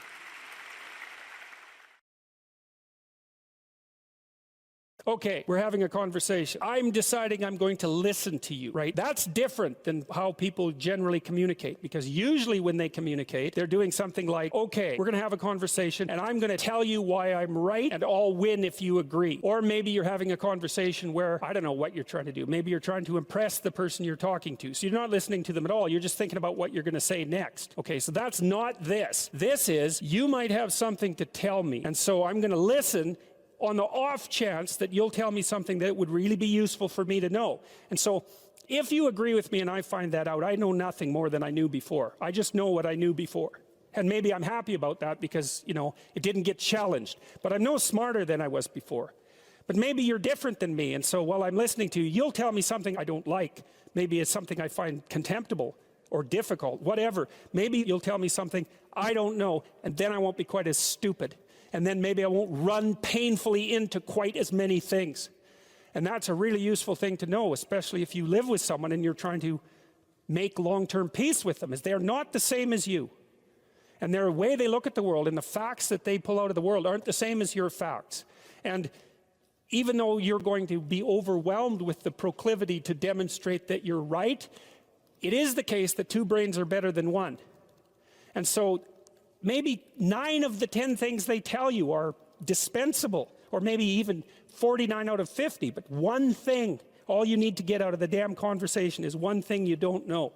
And one of the things that's very cool about a good psychotherapeutic session is that the whole conversation is like that. All you're doing is trying to express the truth of the situation as clearly as possible. That's it. And so now Roger's proposition, and I'll tell you why he derived it, was that if you have a conversation like that with someone, it will make both of you better. It'll make both of you psychologically healthier. So there's an implicit presupposition that the exchange of truth is curative. Well, that's a very cool idea. I mean, it's a very deep idea. It's the idea upon which Western civilization, although not only Western civilization, is actually predicated. The idea that truth produces health. But for Rogers, that was the entire purpose of the Psychotherapeutic Alliance. You come to see me because you want to be better. You don't even know what that means necessarily, neither do I. We're going to figure that out together. But you come and you say, look, things are not acceptable to me, and maybe there's something I could do about that. So that's the minimal precondition to engage in therapy. Something's wrong, you're willing to talk about it truthfully, and you want it to be better. Without that, the therapeutic relationship does not get off the ground. And so then you might ask, well, what relationships are therapeutic? And the answer to that would be, if you have a real relationship, it's therapeutic. If it isn't, what you have is not a relationship. God only knows what you have. You're a slave, they're a tyrant, you know, you're both butting heads with one another. It's a primate dominance hierarchy dispute. Oh, I don't know, you're like 2 cats in a barrel, or 2 people with their hands around each other's throats. But what you have is not a relationship. One of the things I try to do in my therapeutic sessions is, first of all, to listen, to really listen. And then, while I listen, I watch. And while I'm listening, things will happen in my head. You know, maybe I'll get a little image of something, or I'll get a thought or a question will emerge, and then I'll just tell the person what that is. But it's sort of directionless, you know. It's not like I have a goal, except that we're trying to make things better. I'm on the side of the part of the person that wants things to be better, not worse. And so those parts of us have a dialogue, and the consequence of that dialogue is that certain things take place, and then I'll just tell the person what happened. And it isn't that I'm right. That's not the point. The point is that they get to have an hour where someone actually tells them what they think. Here's the impact you're having on me. This is making me angry. This is making me happy. This is really interesting. This reminds me of something that you said an hour ago that I don't quite understand. And the whole point is not for either person to make the proposition or convince the other that their position is correct, but merely to have an exchange of experience about how things are set up. And it's extraordinarily useful for people, because it's often difficult for anyone to find anyone to talk to that will actually listen. And so another thing that's really strange about this listening is that if you listen to people, they will tell you the weirdest bloody things so fast you just cannot believe it. So if you're having a conversation with someone and it's dull, it's because you're not listening to them properly, because they're weird. They're like wombats or albatrosses or rhinoceroses or something. Like, they're strange creatures. And so if you were actually communicating with them and they were telling you how weird they really are, it would be anything but boring. And you can ask questions. That's a really good way of listening. But one of Roger's points is, well, you have to be oriented properly in order to listen. And the orientation has to be, look, what I want out of this conversation is that the place we both end up is better than the place we left. That's it. That's what I'm after. And if you're not after that, you got to think, why the hell wouldn't you be after that? What could you possibly be after that would be better than that? You walk away smarter and more well-equipped for the world than you were before you had the conversation, and so does the other person. Well, maybe if you're bitter and resentful and angry and anxious and, you know, generally annoyed at the world, then that isn't what you want. You want the other person to walk away worse, and you too, because you're full of revenge. But, you know, you'll get what you want if you do that. So we know from our research that such empathic understanding with a person, not about him, is such an effective approach that it can bring about major changes in personality. Some of you may be feeling that you listen well to people and that you have never seen such results. The chances are very great that you have not been listening in the manner that I've described. Fortunately, I can suggest a little experiment that you can do to test the quality of your understanding. The next time you get into an argument with your wife or your friend or a small group of friends, stop the discussion for a moment and, for an experiment, institute this rule. Each person can speak up for himself only after he has first restated the ideas and feelings of the previous speaker accurately. What accurately means is they have to agree with your restatement. Now that's an annoying thing to do, because if someone is talking to you and you disagree with them, the first thing you want to do is take their argument, make the stupidest possible thing out of it that you can, that's the straw man, and then demolish it. It's like, so then you can walk away feeling good about it, and you dominated them really nicely. But that isn't what you do. You say, okay, well, I'm going to take what you told me, and maybe I'm even going to make your argument stronger than the one you made. That's useful if you're dealing with someone that you have to live with, because maybe they can't bloody well express themselves very well, but they have something to say, so you make their argument strong. All right, then, you see what this would mean. It would mean that before presenting your own point of view, it would be necessary for you to really achieve the other speaker's frame of reference, to understand his thoughts and feelings so well that you could summarize them for him. Sounds simple, doesn't it? But if you'll try it, you'll find that it's the most difficult thing that you've ever done. If you ask a disagreeable person what he wants, say, or she wants, they'll tell you right away. They know. It's like, this is what I want, and this is how I'm going to get it. But agreeable people, especially if they're really agreeable, are so agreeable that they often don't even know what they want, because they're so accustomed to living for other people and to finding out what other people want and to trying to make them comfortable and so forth, that it's harder for them to find a sense of their own desires as they move through life. And that's not, look, there's situations where that's advantageous, but it's certainly not advantageous if you're going to try to forge yourself a career. That just doesn't work at all. And so even though on average men and women aren't that much different in terms of their levels of agreeableness by the group, if you go out and you look at the extremes, they're very different. So all of the most agreeable people are women, and all of the most disagreeable people are men. And the thing is, the extremes are often what matter rather than what's in the middle. And so one of the ways that's reflected in society, by the way, is there's way more men in prison. And the best personality predictor of being imprisoned is to be low in agreeableness. It makes you callous. Now you might think, well, what's the opposite of compassion and politeness? And the answer to that is, I think it's best sort of conceptualized as a trading game. So let's say that we're going to play repeated trading games. And if you're very agreeable, then you're going to bargain harder on my behalf than you're going to bargain on your own behalf. Whereas if you're very disagreeable, you're going to do the reverse. You're going to think, I'm in this trading game for me, and you're going to take care of your own interests, where an agreeable person is going to say, no, at best this is, at worst this has to be 50-50, but I'd like to help you every way I can. One of the things you have to be careful of if you're agreeable is not to be exploited, because you'll line up to be exploited. And I think the reason for that is because you're wired to be exploited by infants. And so that just doesn't work so well in that actual world. And one of the things that happens very often in psychotherapy, people come to psychotherapy for multiple reasons, but one of them is they often come because they're too agreeable. And so what they get is so-called assertiveness training, although it's not exactly assertiveness that's being trained. What it is the ability to learn how to negotiate on your own behalf. And one of the things I tell agreeable people, especially if they're conscientious, is say what you think. Tell the truth about what you think. There's going to be things you think that you think are nasty and harsh. And they probably are nasty and harsh, but they're also probably true. And you need to bring those up to the forefront and deliver the message. And it's not straightforward at all, because agreeable people do not like conflict. Not at all. They smooth the water. And you can see why that is in accordance with the hypothesis that I've been putting forward. You don't want conflict around infants. It's too damn dangerous. You don't want fights to break out. You don't want anything to disturb the relative peace. And if you're also more prone to being hurt physically and perhaps emotionally, you're also maybe loath to engage in the kind of high-intensity conflict that will solve problems in the short term, because it takes a lot of conflict to solve problems in the short term.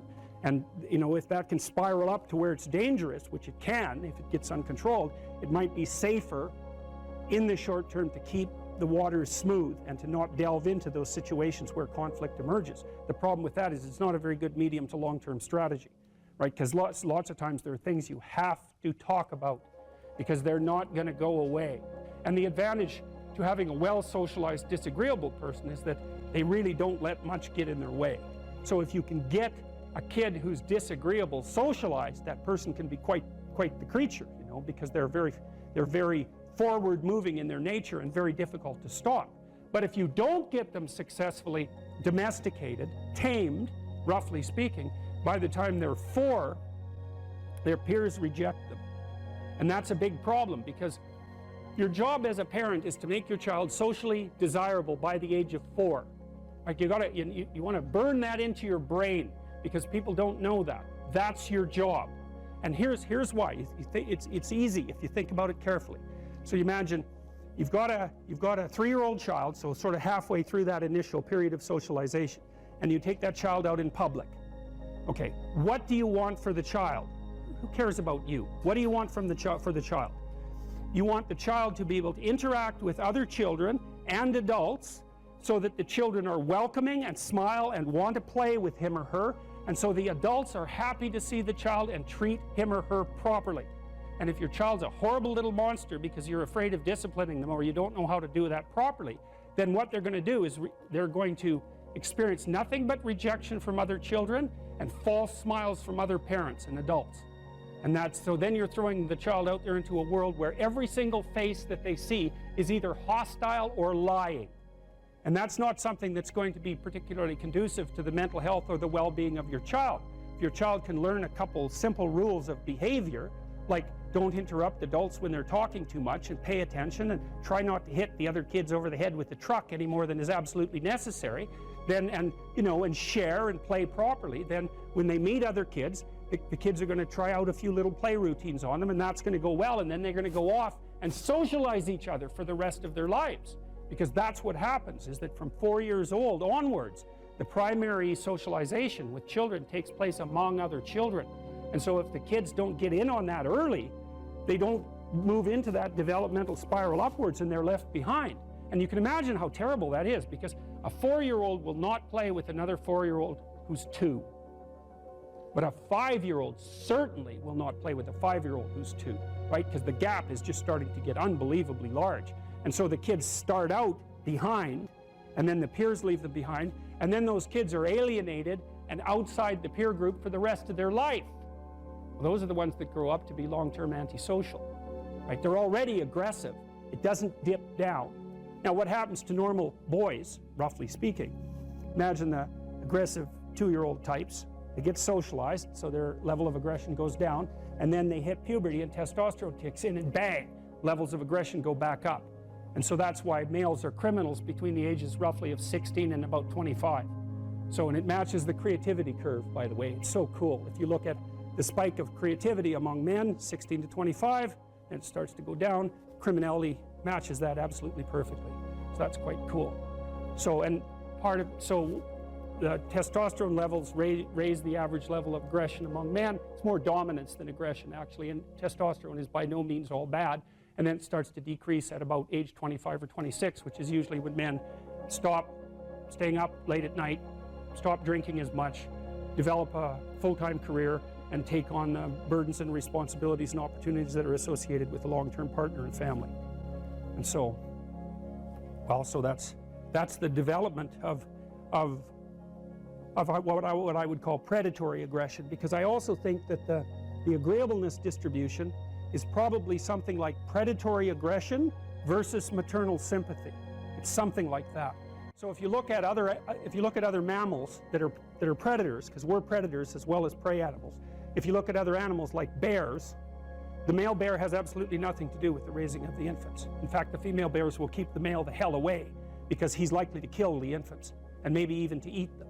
So there's no maternality at all in solitary male mammalian predators. It's really useful to investigate the viewpoints of people who have opposing views to yours, because they'll tell you things. Not only will they tell you things you don't know, they'll also tell you how to see the world in ways that you don't see it.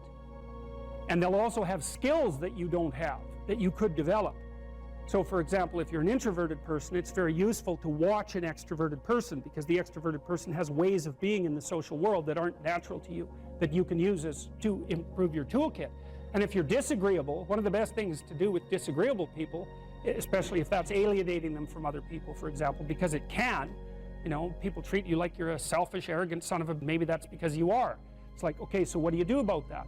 One of the most promising treatments, let's say, for that is get the person to do something for someone else once a day, just as a practice, and learn how to do it.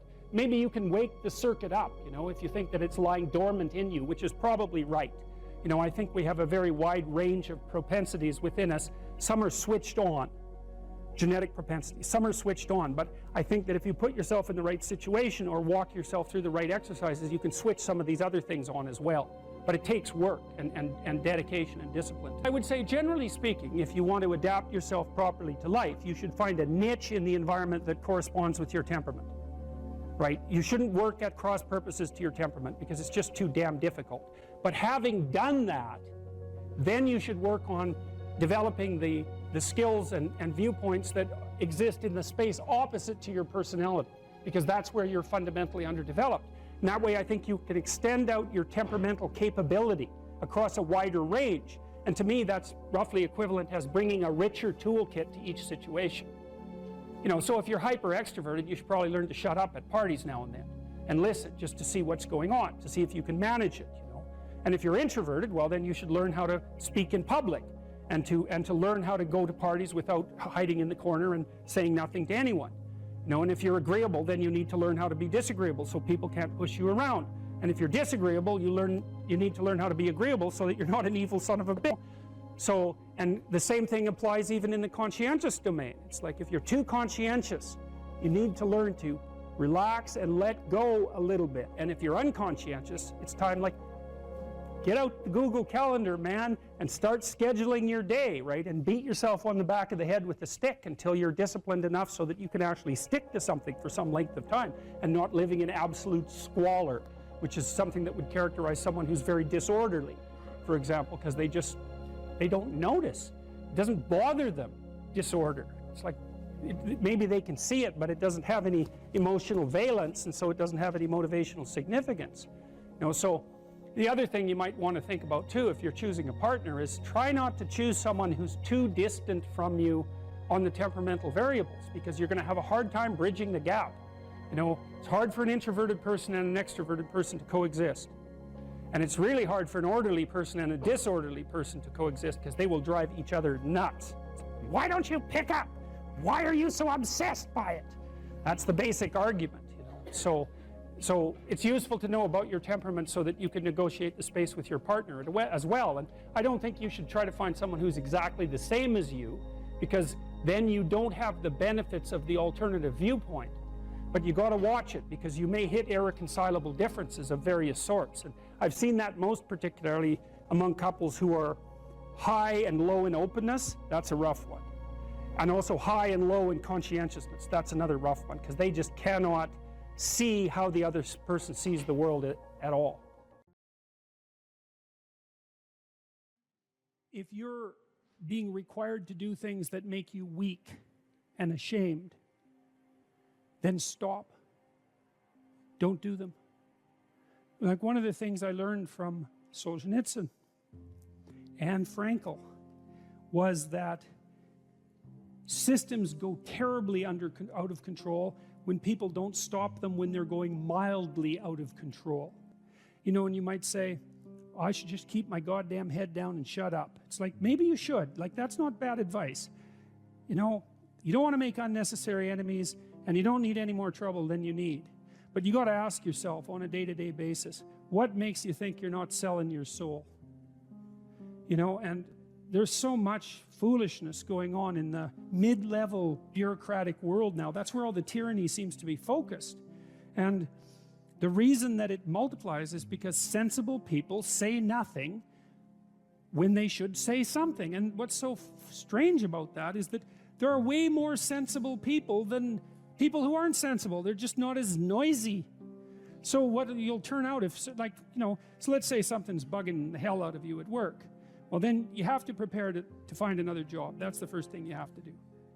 I don't think that you should find another job, but you should prepare to find another job. And if possible, you should prepare to find a better job.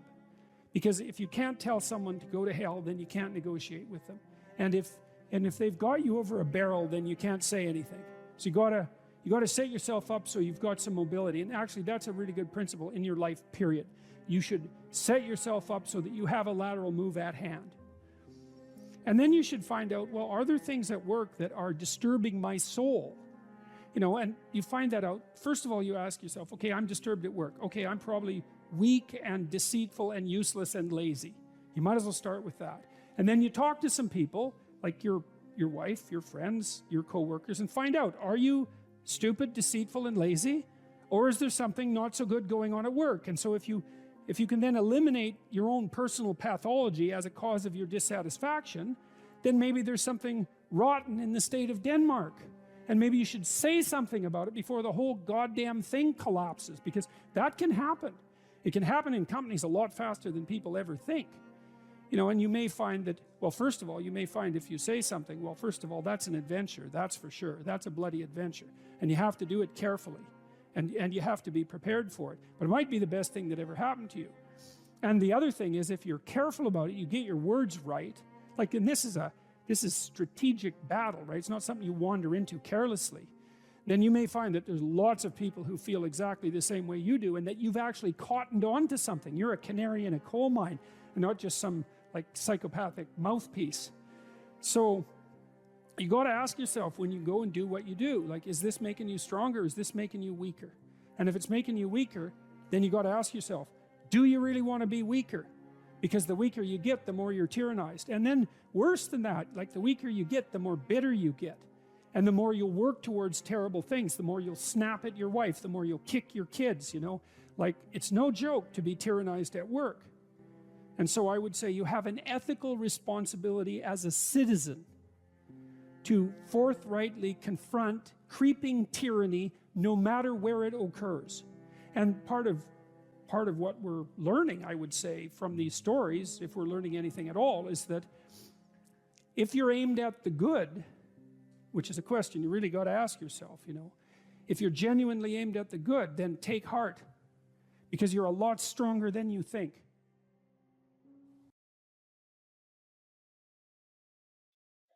Exactly is personality, or what exactly is a trait? Think of a trait as an element of personality. And I think the best way to think about a trait is as a sub-personality. So you're made up of sub-personalities that are integrated into something vaguely resembling a unity, but the unity is diverse. Part of the reason it's useful to know what your traits are is because it can help you figure out how you should orient your life. Like, so for example, if you're high in extroversion, you know, you've got a proclivity towards sales, for example, and you're going to like occupations where you have a lot of opportunity for social interactions and social networking. You're not going to be happy if your job requires you to sit alone for extended periods of time and work in the absence of social interaction.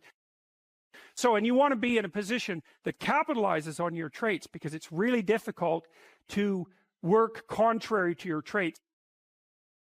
Imagine that you're looking for a stable partner, right? So you might think, well, what do you want in a stable partner?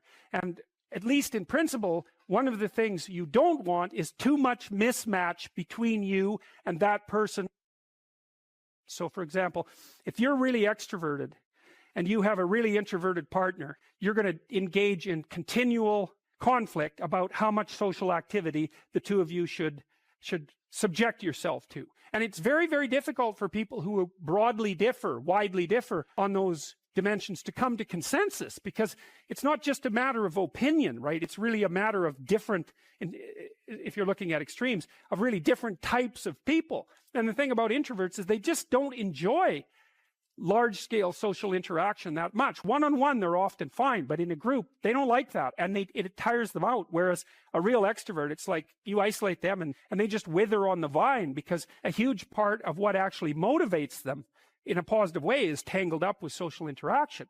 And so if you're an agreeable person and you have a particularly disagreeable partner, you're also going to run into problems, because the agreeable person will say whatever you want, whenever, and the a disagreeable person will say, well, I'd like to know what the hell you want for a change, and be much more harsh and much more demanding in the situation. And the agreeable person is going to find the disagreeable person harsh and unpleasant. And the disagreeable person is going to find the agreeable person wishy-washy and unable to stand up for themselves. And again, that's actually one of the primary sources of tension between men and women, because women tend to be higher in agreeableness than men. There's this old story in King Arthur where the knights go off to look for the Holy Grail, which is either the cup that Christ drank out of at the Last Supper, or the cup into which the blood that gushed from his side was poured when he was crucified. The stories vary, but it's basically a holy object, like the phoenix in some sense, that's a representation of transformation. So it's an ideal. And so King Arthur's knights, who sit at a round table because they're all roughly equal, go off to find the most valuable thing. And where do you look for the most valuable thing when you don't know where it is? Well, each of the knights looks at the forest surrounding the castle and enters the forest at the point that looks darkest to him. And that's a good thing to understand, because the gateway to wisdom and the gateway to the development of personality, which is exactly the same thing, is precisely through the portal that you do not want to climb through. And the reason for that's actually quite technical. This is a Jungian presupposition too, is that, well, there's a bunch of things about you that are underdeveloped, and a lot of those things are because there's things you've avoided looking at because you don't want to look at them, and there's parts of you you've avoided developing because it's hard for you to develop those parts. And so it's by virtual necessity that what you need is where you don't want to look, because that's where you've kept it. And that's why there's, an idiosyncratic element of it for everyone. Your particular place of enlightenment and terror is not going to be the same as yours, except that they're both places of enlightenment and terror. So they're equivalent at one level of analysis and different at another. So anyways, back to fiction and what it does. It distills truth, and it produces characters that are composites. And the more they become composites, the more they approximate a mythological character.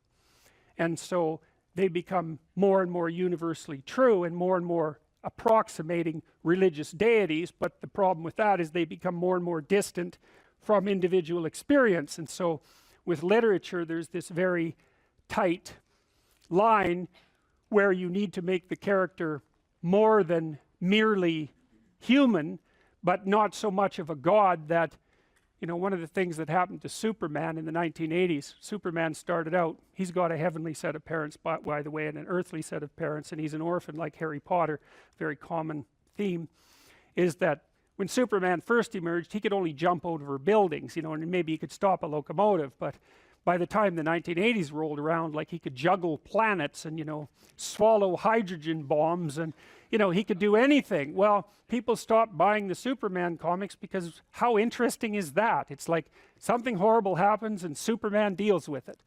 And something else horrible happens and Superman deals with it. And it's like, that's dull. He turned into such an archetype. He was basically the omniscient, omnipresent, omnipotent God, and that's no fun. It's like God wins, and then God wins again, and then again God wins, and so then they had to weaken him in different ways with kryptonite.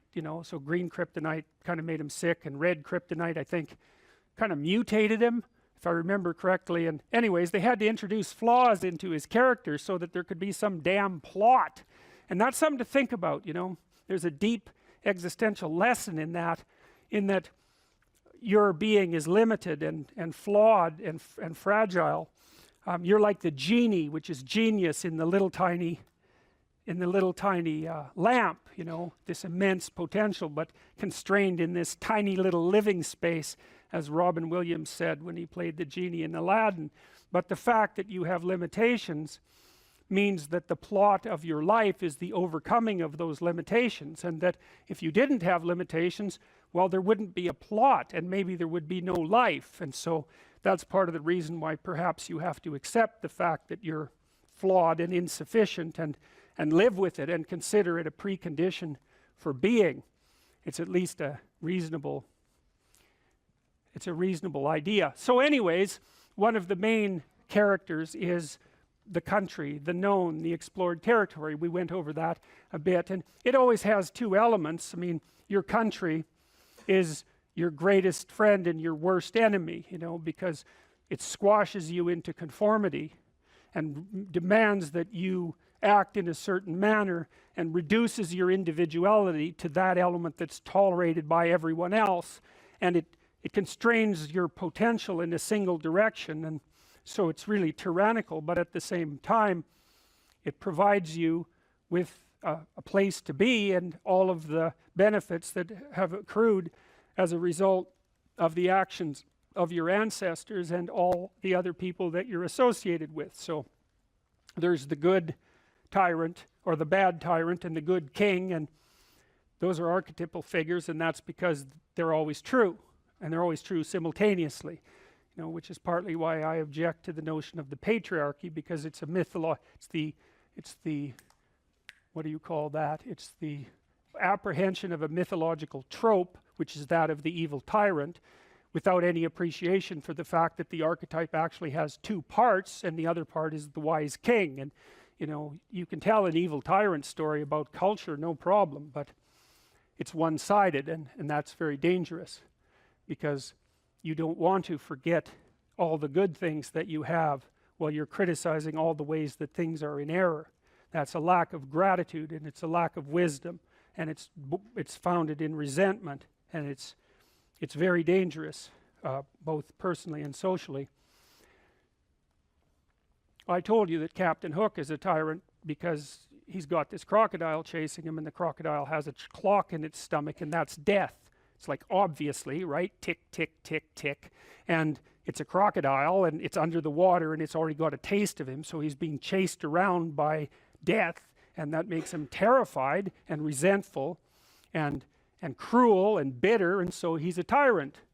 And he wants to wreak havoc everywhere. And then Peter Pan, of course, looks at Captain Hook and thinks, why the hell should I grow up and to be a tyrant and sacrifice all the potential of childhood? And the answer to that is, the potential sacrifices itself if you don't utilize it as you mature, and you just end up a 40-year-old lost boy, which is a horrifying thing to behold. It's almost as if you're the corpse of a child, the living corpse of a child, because who the hell wants a 6-year-old, 40-year-old?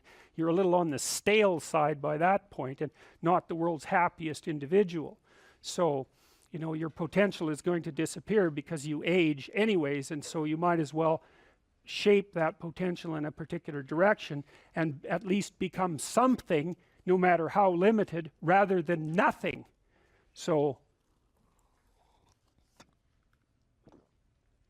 you know, Peter Pan, that's a great story. It's a great mythological story.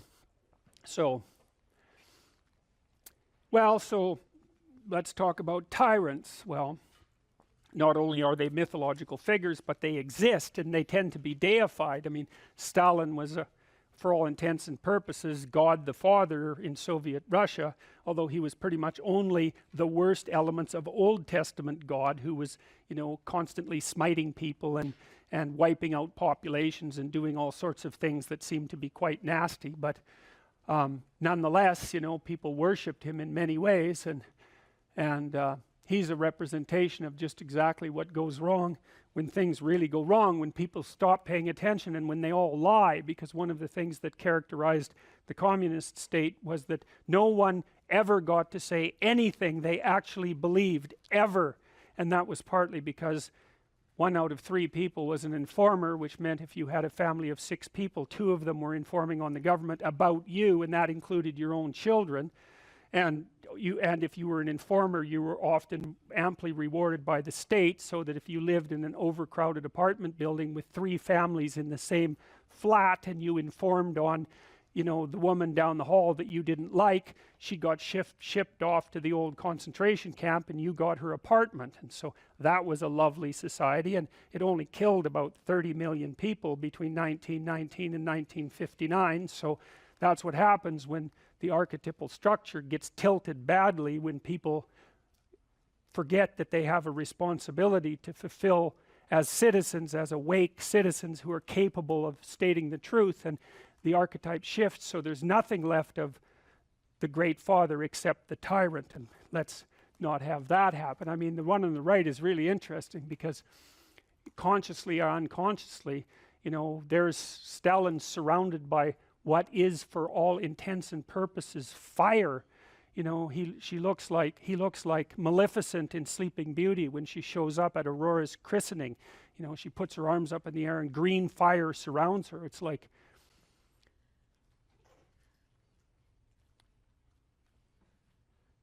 he's surrounded by fire, and there's Lenin above him who's like king of the fiery realm, and that's for sure.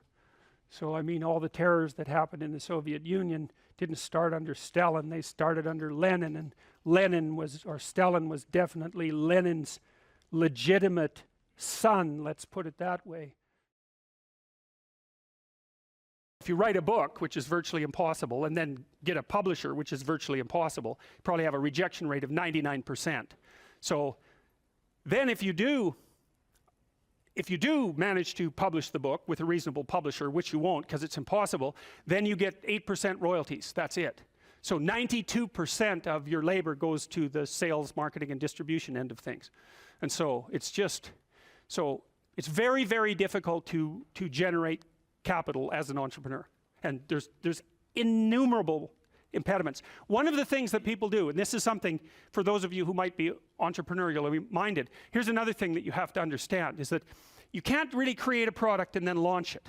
Because first of all, you don't know how to do that. You might know how to create the product, but you do not know how to market or sell it. You don't know how to advertise it. You don't know how to communicate about it. You don't know how to ship it. Like, there's all sorts of things you just don't know. But worse is you don't know if people will use it. And so what companies do that roll out new products on a relatively continual basis do is they don't develop the product and then go sell it. They continually communicate with their customers about what product the customer is willing to buy next, and then they develop that. And so you have to have your market identified, and then you have to be in continual communication with the market while you develop the product. It's not, I build a better mousetrap and the world comes, you know, marching to my door. That isn't how it works. Is that you got to find out if someone wants to buy your stupid thing. And then the next thing is that even if you have a great thing, you're going to go talk to people and they have 50 great things that they might buy. And they're all great, but they're not going to buy all 50. They might buy one, maybe, and maybe they'll buy it this week, but probably they'll buy it in 6 months. And they're not going to buy any of them, no matter how great, unless they're on fire and you're selling water. Because they're so busy already, right? They're so overwhelmed and preoccupied by their jobs that if you come in and you say, well, here, this is going to increase your efficiency by 20%, and here's the 3 weeks you'd have to spend doing that, and then the payoff would come in the next years, they'll say, yeah, well, I'll do that as soon as I have time. And as soon as I have time is never. So if they're on fire and you have water, you can sell it to them. But that's all, because otherwise it's a no-go. So those are all things that are worthwhile knowing, because they're very hard to learn. And so, and very comically, I mean, if you would have told me when I first started developing these tests that one of the reasons corporations wouldn't buy them was because they worked, that I would have just thought, really? I mean, come on, really? That's really the reason? It's like, yeah, that's the reason. God. So very, very, very problematic. And then they already have their processes in place and they're entrenched.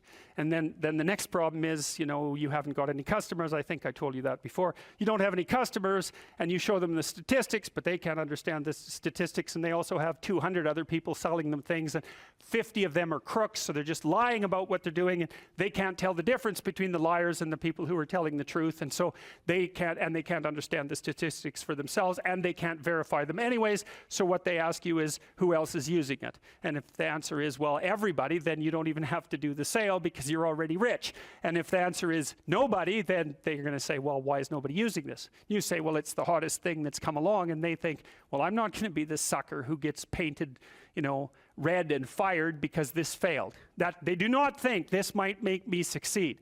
People do not care about whether or not they succeed. They care about whether or not they fail. And so that's another thing, is that if you're marketing something and you can say this will stop you from being identified as a failure, then people might be happy about that. But if you say this will really help you succeed, it's like, yeah, no, I don't want to succeed. I just don't want to fail. I don't want to succeed. I just want to be invisible and be left alone.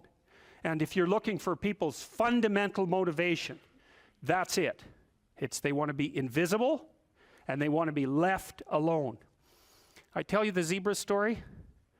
Any of you know that story? Okay, I'll tell you this zebra story. Stop me if I've told it to you before. This tells you everything you need to know about human beings. So it's worth knowing. Okay, so zebras have stripes, and people say, well, that's for camouflage. And then you think about that for 2 seconds, and you think that's a really stupid theory, because lions are camouflaged, and they're like golden, like the grass. And zebras are black and white, so you can see a zebra 5 miles away. It's like, there's a zebra, it's black and white. So the whole camouflage thing, that's just not working out so well as a hypothesis. Okay, so biologists go and they decide to take a look at some zebras. And so they're looking at a zebra on the herd, because there's no zebra, right? Just like there's no fish. There are schools of fish and there are herds of zebras. There isn't a fish. This is why I think the cod aren't coming back. There are no cod. There are massive 100-mile-long schools of cod, 10 stories deep, 20 million years old. You wipe out the school, you don't just get to throw a cod in the water and say, well, you know, off you go. It's like, well, where's my city? It's like launching you in the middle of a field. It's like, well, go out there and reproduce. It's like, no, that's not going to happen, you know? So without the school, there's no cod, and you can't just introduce a whole school of cod because you don't have a whole school of cod. So, you know, maybe the cod are never coming back. And zebras are the same thing. There's not a zebra. There's zebras. And so you're looking at the zebras, trying to study a zebra, and you look at the zebra and you make some notes and you look up and you think, oh, Christ, which zebra was I looking at? And the answer to that is you don't know, because the camouflage is against the herd. And the black and white stripes. There's a variety of reasons for the stripes. Flies also seem not to like the stripes, but you know, usually things evolve for multiple reasons. But anyways, it's very difficult to parse out a zebra against the herd. You look down, you look up, it's like, uh-oh, all those damn zebras look the same. Yes, the camouflage is effective, but it's against the herd. All right, so then you think, well, we better identify a zebra so we can see what he's up to. So then you take your Jeep and a can of red paint and a stick with a rag on the end of it, and you drive up to the zebras and you paint their haunch red a little bit, put a nice red dot on their haunch, or maybe clip their ear with a cattle clip. And then you stand back and you think, hey, I'm pretty smart, now I'm going to watch that zebra. So what do you think happens to the zebra? The lions kill it. Right. Because lions, they're smart, right? Hunting animals are smart. But they have to identify a zebra before they can organize their hunt. They can't just hunt the whole herd. They have to pick out a zebra. And so maybe it's like a zebra that's got a sore hip or something. And so you think, well, nature's kind. It just takes the weak. It's no, zebra or lions like really healthy, delicious zebras. But they look like all the other healthy, delicious zebras, so they can't get a bead on them. But if they're small and just born, or if they're limping, or there's something that identifies them, then the lions can pick them out. And then they do pick them out. And so the rule for human beings is keep your damn stripes on so the lions don't get you. And I'm telling you, man, if you want to remember one thing from my class about human motivation, that's a good thing to learn. People camouflage themselves against the herd, and they like to be in the middle of the herd, which is what fish do, by the way. If you have a big school of fish, the smart, healthy, large fish are in the middle of the school. Because you know what you call fish on the outside of the school? Bait. Right. So that's what people are doing. They're trying to move into the middle of the herd all the time. And the herd moves around, or the school moves around, and people are going, well, I'm in the middle. I'm staying in the middle here. So I've got this protective ring of people around me so the predators don't pick me out and do me in.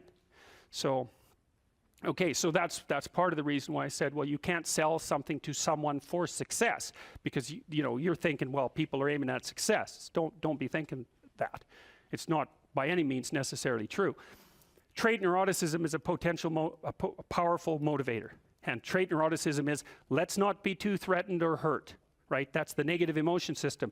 And the negative emotion system is a killer source of motivation. You also see that there are scales of well-being that have been designed mostly by social psychologists, which means they're very bad scales most of the time because their psychometric capacity is absurdly low, generally speaking.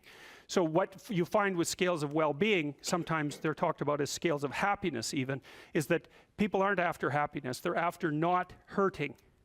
It's not, so they don't want to be extroverted and enthusiastic, right? And bubbly and full of smiles and laughter. That isn't what they mean by I want to be happy. What they mean is I don't want to be anxious or in pain.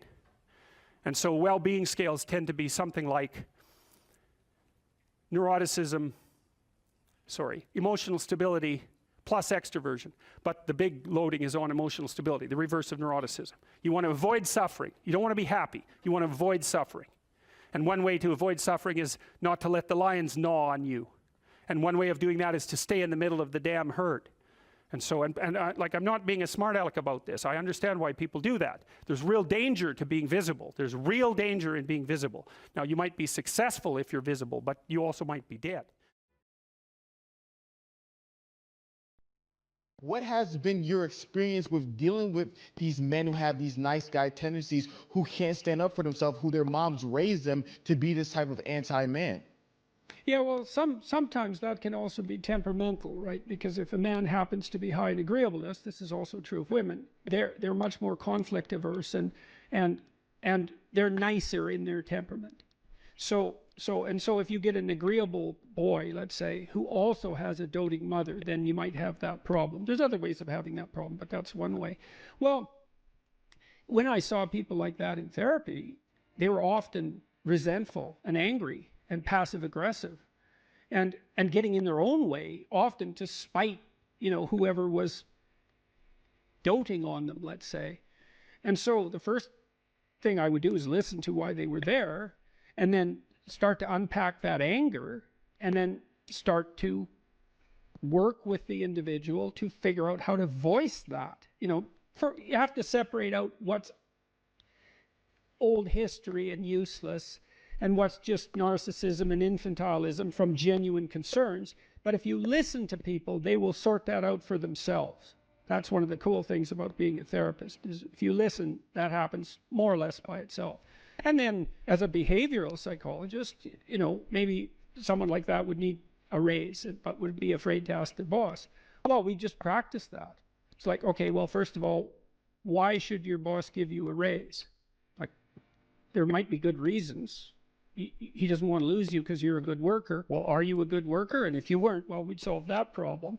Put yourself in a position where you deserve the raise. Okay, well, now you're too timid or you're too unskilled, because you have to differentiate those two things too, because some people who can't stand up for themselves actually don't know how, whereas others are afraid, and some are both. And so you have to figure out, so some of it's skill training. Well, how do you actually ask your boss for a raise?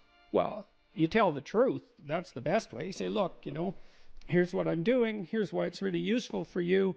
It looks like I'm somewhat underpaid in this role. That's demotivating me, possibly. I also have other options. I think I need, 15% more, and I'm interested in moving up, and here's what I'll do for you if you do that. And so, think about it. And then if your boss doesn't do that and all that's true, well, then you should be assertive enough to find another job. Or maybe you look for another job before you even ask for the raise. Put your CV together, right? Update it so you're not afraid to look for another job. All this is strategic thinking. That was another thing that was really fun about clinical work. Most of my clients, they doubled or tripled their salaries within 3 or 4 years. Oh, wow. They worked at it. This wasn't nothing. This was major league strategic planning. And that was true for women and men, so, and that's very fun to watch that happen. Think clearly about it, right? And get your act together, and you got to see what's getting in your way. So maybe you're afraid to ask your boss for a raise because if he says no, you'd have to look for a job, and you don't have your resume or CV updated. And the reason you don't have it updated is because you're embarrassed about the lacks in it, and you don't want to face the lacks because then you'd have to see how you didn't get educated properly because you were useless, and you'd have to take steps to rectify that. And it's a real mess down there, right? Yeah. The reasons you're not asking. So we'd lay that all out and then say, well, you're embarrassed about your resume. Well, update it and let's take a look at it. Okay, well, here's some holes and they're not good. What could you do to fix those? And then you break it down into small steps, right? Implementable steps. That's very practical. So that's a good thing to know. If you have your sights set on a goal, you'll move towards it if you break the steps down small enough so that even someone as useless as you will do it. And that also requires a fair bit of humility, because what you might find, especially if you're avoiding something, is that the step you are actually willing to take is so small that you're embarrassed to admit it to yourself, so you won't take any steps at all. Well, that's completely counterproductive. And the reason that's not proper thinking, let's say, or productive thinking, is that while small steps get bigger real fast, and it doesn't matter where you start. If you're doubling your utility every few weeks, who cares where you start? It starts to take off real quick. So you don't want to be embarrassed. You don't want to be so embarrassed by where you are that it stops you from becoming who you could be. And that's tough. It can be that's real tough. I'm not making light of that. I see exactly why people avoid, but it's not a good solution.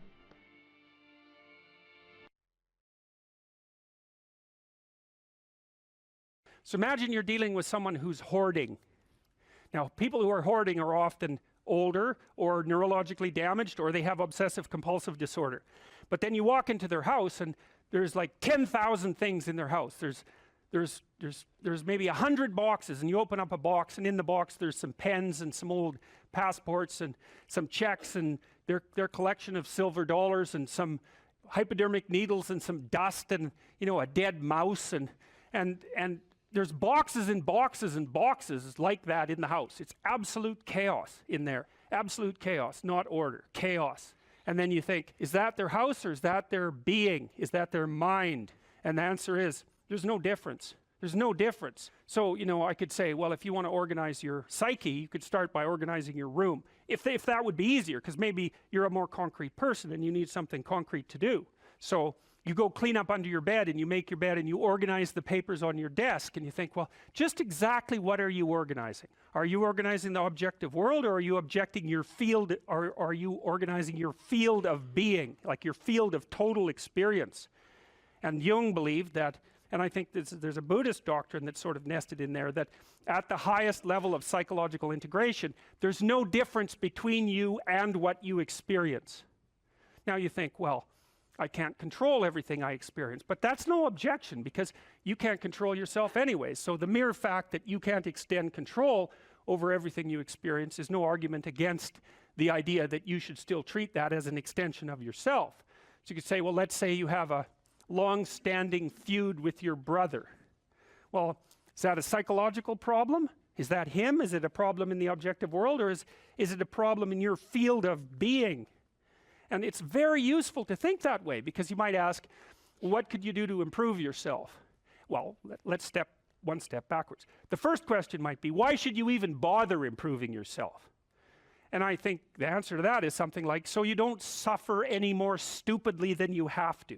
And maybe so others don't have to either. It's something like that. Like there's a real injunction at the bottom of it. It's not some casual self-help doctrine. It's that if you don't organize yourself properly, you'll pay for it, and in a big way, and so will the people around you. Now, and you could say, well, I don't care about that, but that's actually not true. You actually do care about that, because if you're in pain, you will care about it. And so you do care about it, even if it's just that negative way, It's very rare that you can find someone who's in excruciating pain who would ever say, well, it would be no better if I was out of this. It's sort of pain is one of those things that brings the idea that it would be better if it didn't exist along with it. It's incontrovertible. So you get your act together so that there isn't any more stupid pain around you than necessary. Well, so then the question might be, well, how would you go about getting your act together? And the answer to that, and this is a phenomenological idea too, it's something like, look around for something that bothers you and see if you can fix it. So now you think, well, let's say you go into you can do this in a room. It's quite fun to do it just when you're sitting in a room, like a room, maybe your bedroom. You can sit there and just sort of meditate on it and think, okay, if I wanted to spend 10 minutes making this room better, what would I have to do? And you have to ask yourself that, right? It's not a command, it's like a genuine question. And things will pop out in the room that you like, there's a stack of papers over there that's kind of bugging you, and you know that maybe little order there would be a good thing, and there's some rubbish behind your computer monitor that you haven't attended to for like 6 months, and the room would be slightly better if it was a little less dusty and the cables weren't all tangled up the same way. And like, if you allow yourself just to consider the expanse in which you exist at that moment, there'll be all sorts of things that'll pop out in it that you could just fix. And I might say, well, if you were coming to see me for psychotherapy, this easiest thing for us to do first would just be to get you to organize your room. You think, well, is that psychotherapy? And the answer is, well, it depends on how you conceive the limits of your being. And I would say, start where you can start. If something announces itself to you, which is a strange way of thinking about it, as in need of repair, that you could repair, then hey, fix it. You fix 100 things like that, your life will be a lot different. I often tell people too, fix the things you repeat every day, because people tend to think of those as trivial, right? You get up, you brush your teeth, you have your breakfast, you have your routines that you go through every day. Well, those probably constitute 50% of your life. And people think, well, they're mundane, I don't need to pay attention to them. It's like, no, that's exactly wrong. The things you do every day, those are the most important things you do. Hands down. All you have to do is do the arithmetic. You figure it out right away. So 100 adjustments to your broader domain of being, and there's a lot less rubbish around, and a lot fewer traps for you to step into.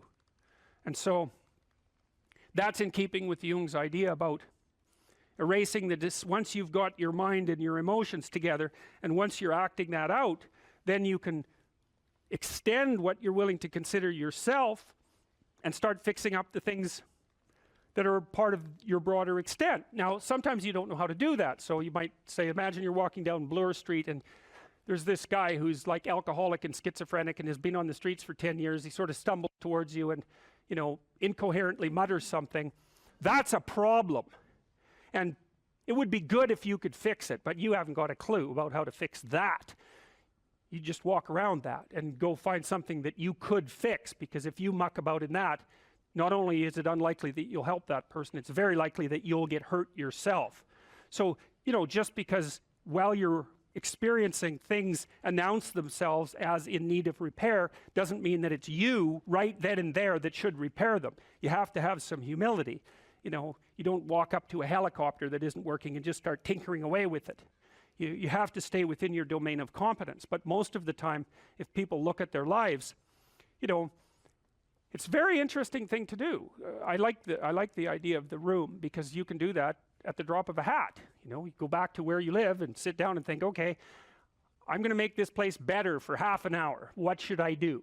And you have to ask, and things will just pop up like mad. And it's partly because your mind is a very strange thing. As soon as you give it a name, a genuine aim, it'll reconfigure the world in keeping with that aim. That's actually how you see to begin with. And so if you set it a task, especially, you have to be genuine about it, which is why you have to bring your thoughts and emotions together, and then you have to get them in your body so you're acting consistently. You have to be genuine about the aim, but once you aim, the world will reconfigure itself around that aim, which is very strange. And it's technically true.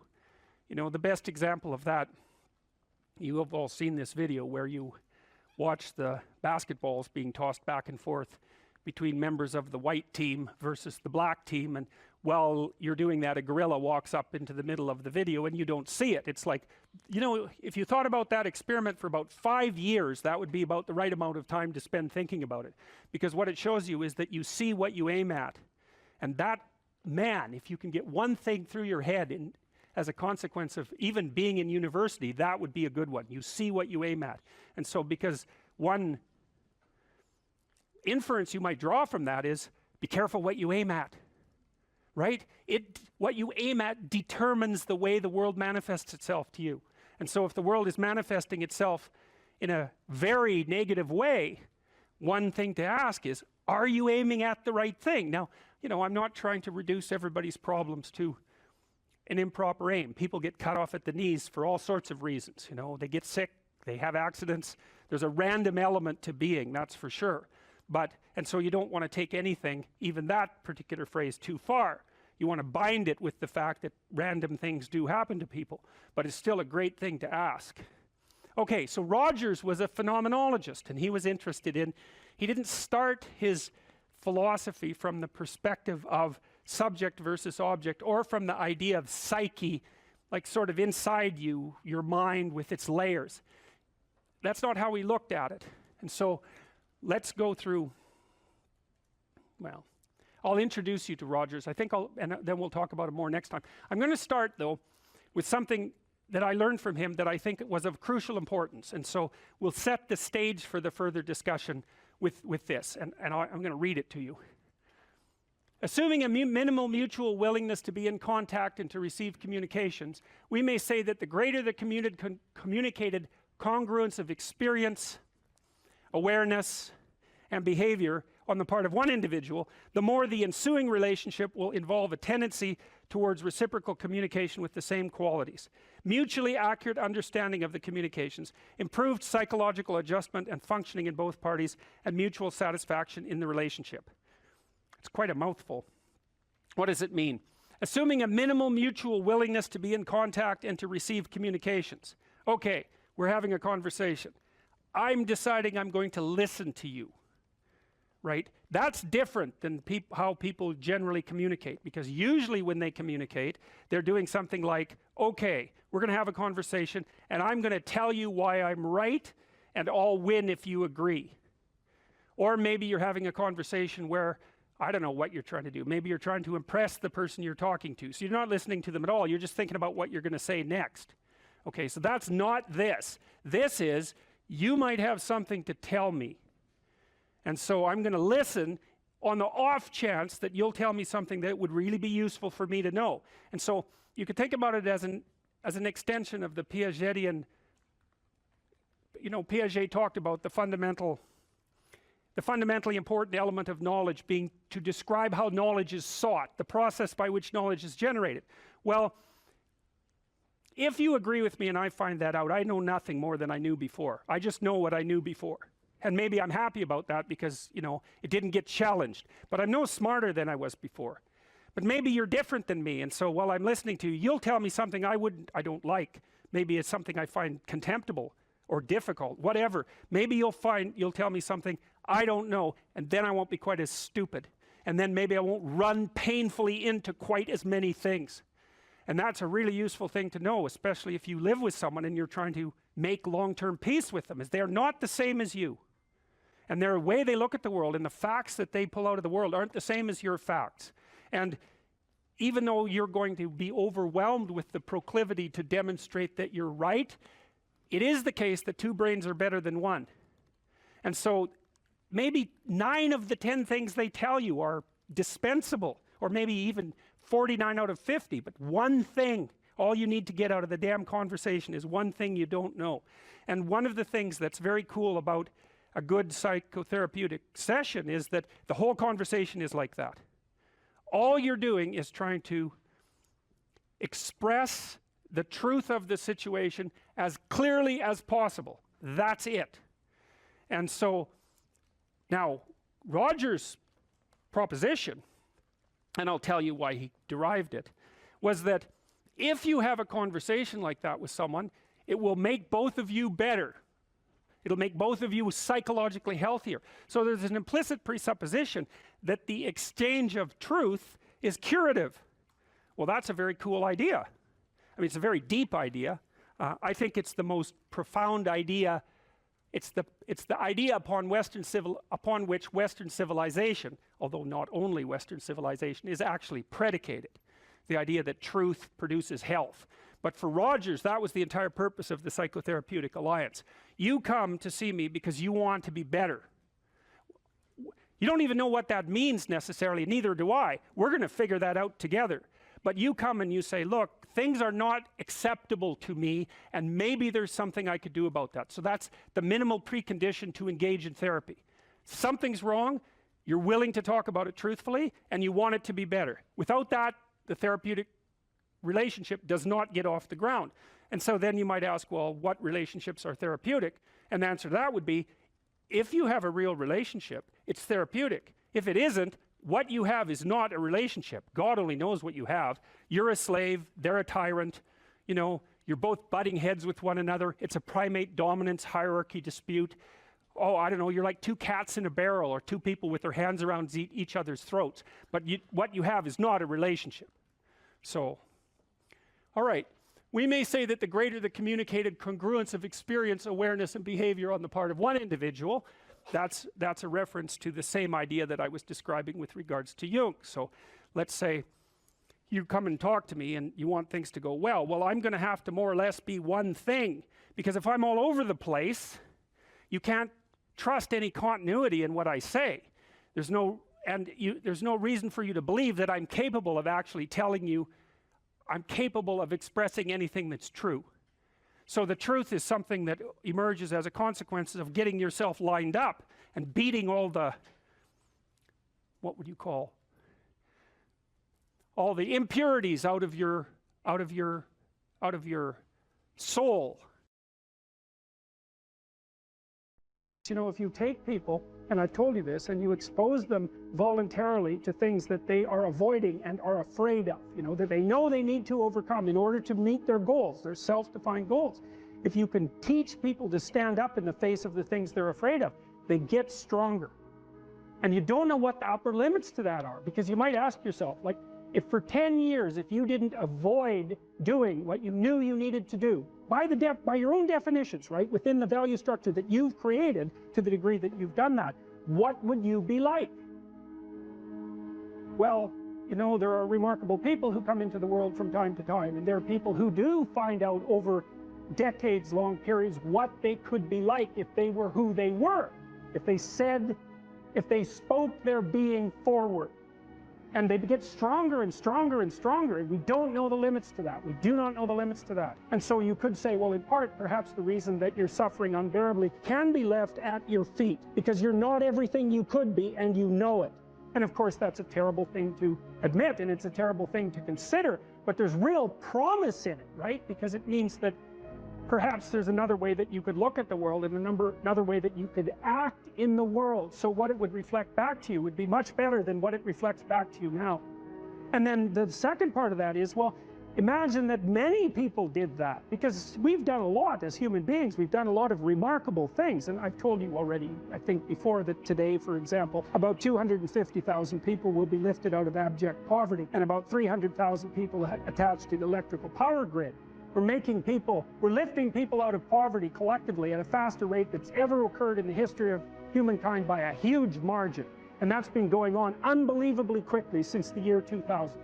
The UN had planned to have poverty between 2000 and 2015, and it was accomplished by 2013. So there's inequality developing in many places, and you hear lots of political agitation about that. But overall, the tide is lifting everyone up, and that's a great thing. We have no idea how fast we can multiply that if people got their act together and really aimed at it. Because, you know, my experience is with people that we're probably running at about 51% of our capacity. I mean, you can think about this yourselves. I often ask undergraduates how many hours a day you waste, or how many hours a week you waste. And the classic answer is something like 4 to 6 hours a day. You know, inefficient studying, watching things on YouTube that not only do you not want to watch, that you don't even care about, that make you feel horrible about watching after you're done. That's probably 4 hours right there. You know, you think, well, that's 25 hours a week. It's 100 hours a month. That's 2.5 full work weeks. It's half a year of work weeks per year. And if your time is worth $20 an hour, which is a radical underestimate, it's probably more like 50 if you think about it in terms of deferred wages. If you're wasting 20 hours a week, you're wasting $50,000 a year. And you are doing that right now. And it's because you're young, wasting $50,000 a year is a way bigger catastrophe than it would be for me to waste it, because I'm not going to last nearly as long. And so if your life isn't everything it could be, you could ask yourself, well, what would happen if you just stopped wasting the opportunities that are in front of you? You'd be, who knows how much more efficient? 10 times more efficient, 20 times more efficient. That's the Pareto distribution. You have no idea how efficient people get. It's off the charts. Well, and if we all got our act together collectively and stopped making things worse, because that's another thing people do all the time. Not only do they not do what they should to make things better, they actively attempt to make things worse because they're spiteful or resentful or arrogant or deceitful or homicidal or genocidal or all of those things all bundled together in an absolutely pathological package. If people stopped really, really trying just to make things worse, we have no idea how much better they would get just because of that.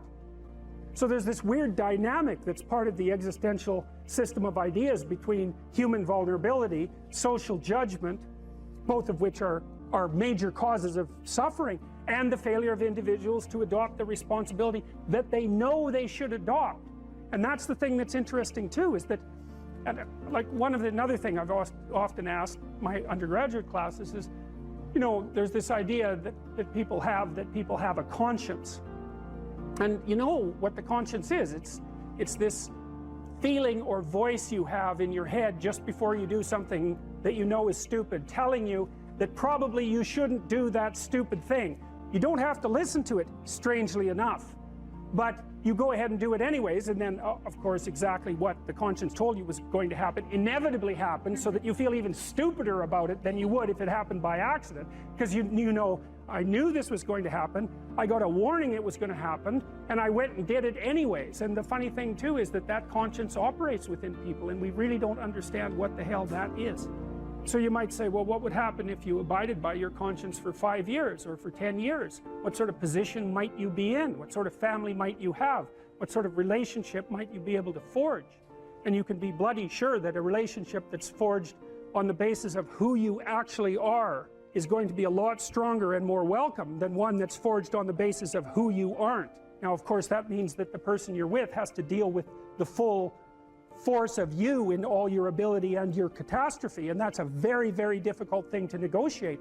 But if you do negotiate it, well, at least you have something, you have somewhere solid to stand, and you have somewhere to live, you have a real life, and it's a great basis upon which to bring children into the world, for example, because you can have an actual relationship with them instead of torturing them half to death, which is what happens in a tremendously large minority of cases.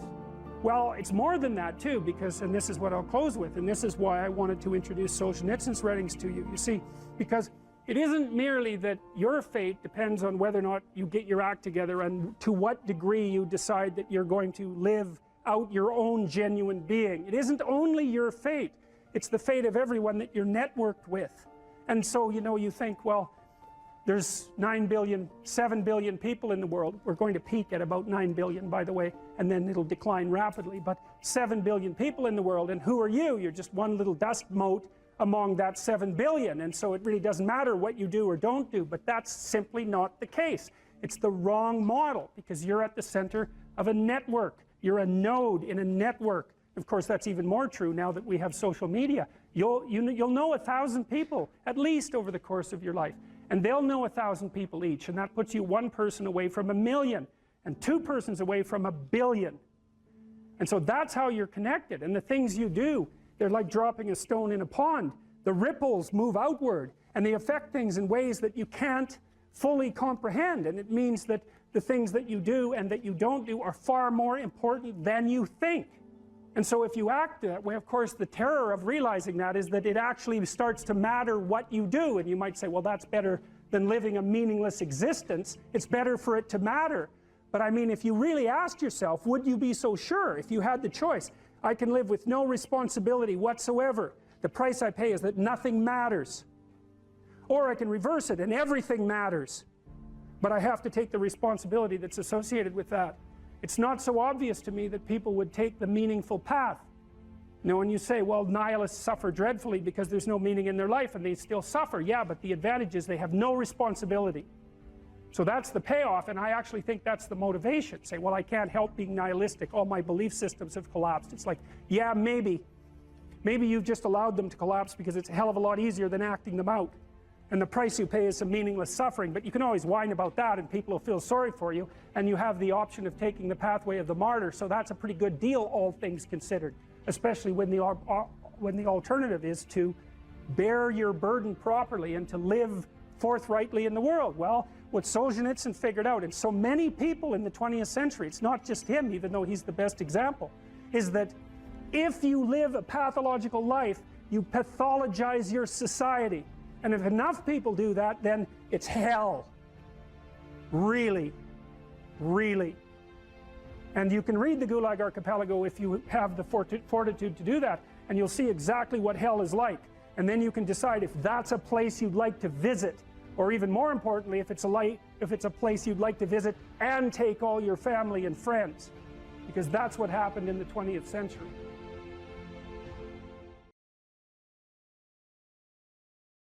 Well, so you're moving from point A to point B in your little circumscribed world. You've made everything invisible, and as long as that works, then your theory's good enough. It's accurate enough. It's true enough. You're in your little paradise. But if something comes up and objects, well, that's where your character is tested fundamentally. That's the character test. It's like, what do you do with messages of error? And that's a tricky issue. Okay, so here's a solution to that. Here's what not to do. I am a bad person. I got to see myself. I'm a bad person. I might as well just go jump off the bridge. It's like, no, that's not good, because what that means is that every time you try to learn something, you're going to make a mistake, because what do you know? So you're going to make mistakes. And if the rule is every time you make a mistake, you're going to go jump off the bridge, then that's not a useful problem-solving strategy. And so when you make a mistake, you don't get to beat yourself to death with a club. It's a bad strategy, and you'll have your internal tyrant in there who's perfectly happy about doing that. That's the, overactive superego that Freud talked about. Maybe it came to you via a parent who was too authoritarian, or a grandparent, or maybe it's just you because you're disagreeable and neurotic, and so you'll take or hyper-conscientious, you'll take yourself apart. Well, you've got a problem. Something has objected to you. Then the question is, well, what does that mean? Well, maybe you're not looking at the world right. Maybe your goals are wrong. Maybe you're not acting properly. It's okay. So the question that arises when an obstacle emerges is, which part of this structure needs attention? And the first answer can't be all of it, which is why when you're arguing with someone in an intimate relationship and you're angry at them and you want to win, which is a big mistake, you want to win, you say, well, this is what you're like. Here's another 10 examples of how you've done that in the past, and I can enumerate more of them if you'd like.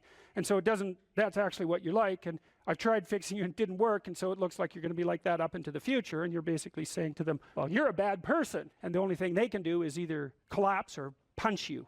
And punching you is actually better than collapsing. You know what I mean? It's such a counterproductive way of arguing. You don't leave the person any out. And so maybe, well, they're civilized, so it doesn't get physical. Well, maybe that's good and maybe it isn't. But then they end up either really not happy with you in a way that they will manifest the first possible opportunity they get, or they have to go off in the corner and cringe. It's like, great, you won. It's like now your partner's either hates you or is cringing. It's great. That's a real good victory, man. Rack up about 100 victories like that and you'll be in divorce court and spending $250,000 while being miserable about it. Yeah. So anyway, something objects to you and you think, okay, well, I need to take myself apart, right? Because there's a piece that's broken somewhere, and then you might think, well, let's assume it's a little piece to begin with. That's the right mechanism. It's like, okay, you got a C-. That doesn't prove that you're stupid. Now, it implies that you might be stupid, but it doesn't, right, really, it does, and that's why you don't want to look at it. Maybe it implies that you're lazy, or implies that you're ignorant, or like it implies all sorts of terrible. Might imply that you're a bad person even. But you don't want to leap to that, and that's sort of the proclamation of innocence before guilt. Assume that you're the least amount of reprehensible and ignorant possible. And so then you look at the micro routines. It's okay, well, I got a C- in this course. Maybe I should study for that course 15 minutes more a day for the next 3 months. And then you ask yourself, do you think you could do that? No, I'm too useless. Okay, how about 15 minutes every second day? You think you could do that? You put it in your schedule, like 15 minutes every second day in the morning. And that's while you think, well, what's wrong with me? Well, I'm not very good at managing my study schedule. That's not quite down here at the behavioral level, but it's pretty close, because what you can take an action. You can open up your schedule and you can say, oh, I'll mark 15 minutes aside. Then you can practice doing that. It's pretty low level in the hierarchy. It means, well, you're still not a horrible person. You just got to polish up your work ethic. And so what you want to do is it's like It's like the old adage, you got to stand up for yourself, but you don't want to make unnecessary enemies. That's a really good thing to know. It's like, shut the hell up most of the time, but now and then you don't shut up because it's time to say something. You don't want to make unnecessary enemies, though. Well, you don't want to take yourself apart any more than is absolutely necessary. Start little, and you do that with people around you too. Like if you have a child, and the child does something that isn't right, then you think, okay, minimal necessary intervention. What can we do to decrease the probability that that's going to occur in the future? So that's a good thing to know with children. It's also a good thing to know with your partners. You're having an argument with them. It's like, okay, what the hell do you want? What's the minimum thing you can request from them that would satisfy you? And the evil part of your soul is going to be, I want them cringing in a corner. It's like, yeah, get that stuff under control, man. See if you can figure out what that person could offer you that would be minimal that you would accept. And then tell them that. It's like, here's the words I would like you to say in the apology I would like you to formulate, assuming that you think you did something wrong. We have to argue about that because maybe you didn't. But if you did, I want to specify it precisely and narrowly, and I want to give you an escape route. And you might only be able to do it badly because you're still mad. So you apologize half-heartedly. It's like you get a pat on the head for that. Good. Next time it'll be 51%, not half-heartedly. Right? So it's careful training. It's careful training of yourself and other people with the goal in mind, but also with the least amount of harshness possible. And then the other thing to do as well, and this is also true for you, and this is something I learned from studying the behaviorists, is like watch the people around you like a hawk. Whenever they do something that you think is good, you tell them. That's wisdom, man. You'll get so far with that you cannot bloody well believe it, because most people, they're afraid of any number of things, but one of the things they're really afraid of is that now and then they'll creep out of their cynical shell and try to do something good. It's like they're popping out this thing that's unbelievably vulnerable. They'll try to do something good and creep right back into their persona, and they'll look around and see if anyone noticed. And sometimes they'll get punished for it, and then they won't do it again. So don't do that. But then now and then you think, hey, I saw you do this. That was actually pretty good. And they think, oh, wow, someone noticed. It's like, wow. And then they'll think, yeah, I could do that again. And if you want to live with someone for a long period of time, I would say every time they do something that you would like them to do more of, number one, notice. Number two, tell them, right? Because I know you don't want to, because you really want to dominate them, and you don't want them thriving, because then they'd be competition to you, and you wouldn't be able to go complain to your mother about what a miserable partner you have, and you know how delightful that is. So you have to forego all that pleasure if you actually help your person develop. So you got to get over all that. It's really annoying. So you've got this person pegged as, yeah, you're stuck with them, and maybe it's the best you can do, but you got one eye open.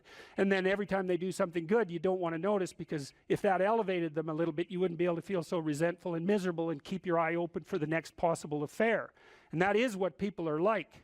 That is what people are like, and that's what you're like too. That's what people are like. So you got to decide if that's what you want, or you want to help the person that you're with grow.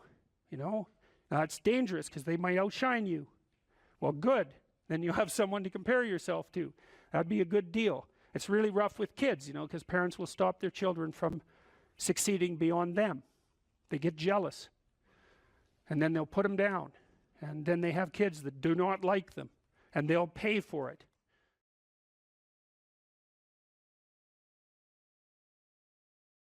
It's with our fantasy that we first meet the unknown, right? Well, look, say you're going out with a new person. It's like, what do? You project a fantasy on them, and then you fall in love with the fantasy. And aren't you stupid? Because you're going to find out that the match between your damn fantasy and the actual person is tenuous at best. And so Jung would call that a projection of either the anima or the animus. The anima is what a man projects onto a woman he finds desirable. It's like, oh, she's the perfect woman. It's like, well, how do you know that? You've seen her for 4 seconds, but it grips you. And the same thing happens in the opposite direction. And it's an action of instinct, It's like you fall in love with the image. But interestingly enough, what you do in a relationship that works is that you actually, I think that what you see, it's a rough approximation, when you project the ideal and fall in love with it, you see what could be. It could be that but it's going to take you a hell of a lot of work, because like you got no shortage of flaws and the other person has no shortage of flaws, and so you're bringing your flaws together, and that's going to produce a lot of friction, and you're going to have to engage in a lot of dialogue before you approach that level of perfection again. But maybe you can do it, and then you get to live happily ever after. Well, wouldn't that be nice? Well, so the unconscious meets the unknown, and it meets it with imagination and fantasy and dream and art. That's how you take, see, you don't just go from what you don't know to fully articulated knowledge in one bloody leap. You can't do that. You have to extend pseudopods of fantasy and imagination into the unknown. That's kind of what theorizing is like, right? Even scientifically, you know, you don't know something scientifically, you generate a theory. Well, it's an imaginative representation that your unconscious is helping you generate. And so you meet the unknown with fantasy. That's what the unconscious is for. From the psychoanalytic perspective, that's what dreams do. And you can see why. You dream about the future. You know, it's like, well, what's the future going to be like? Well, you have a little imaginative story going on, and it's like, you don't really create it. It's sort of, you watch it unfold. You know, maybe you can tweak it here and there, but it sort of comes to you from wherever the hell things like that come from. You know, the unconscious, that's the psychoanalytic answer. It's not really much of an answer, because it's more like a representation of a place that we don't understand. But that's where creativity comes from. And I mean, some people are really creative right down to the bloody core. So in my clinical practice, I often see people who are high in openness because they're attracted to me because they watch my lectures. And you have to kind of be high in openness to like my lectures. So because, well, you do, because they go everywhere, you know, and they're not necessarily very orderly. So anyways, lots of my clients are really high in openness, and they're funny people often, especially if they're smart, because sometimes they have the most nihilistic intelligence you can imagine. It's just self-critical and nihilistic and brutally brutal, man, and smart. And so they just criticize themselves out of existence. And so often I have to just try to get them to quit listening to their chattering self-critical rationality and go out and create something, you know, with their massive creativity. And as long as they're doing that, they're engaged in the world and happy as hell. But as soon as that self-critical rationality comes in and shuts down the creativity, they're just like walking corpses, you know. And it's because if you're really open, like you're a tree, and it has some trunks, and you know, your most prominent trait is the most lively trunk. And if you're a creative person and you're not engaging in a creative enterprise, you're like a tree that has had its vitality amputated.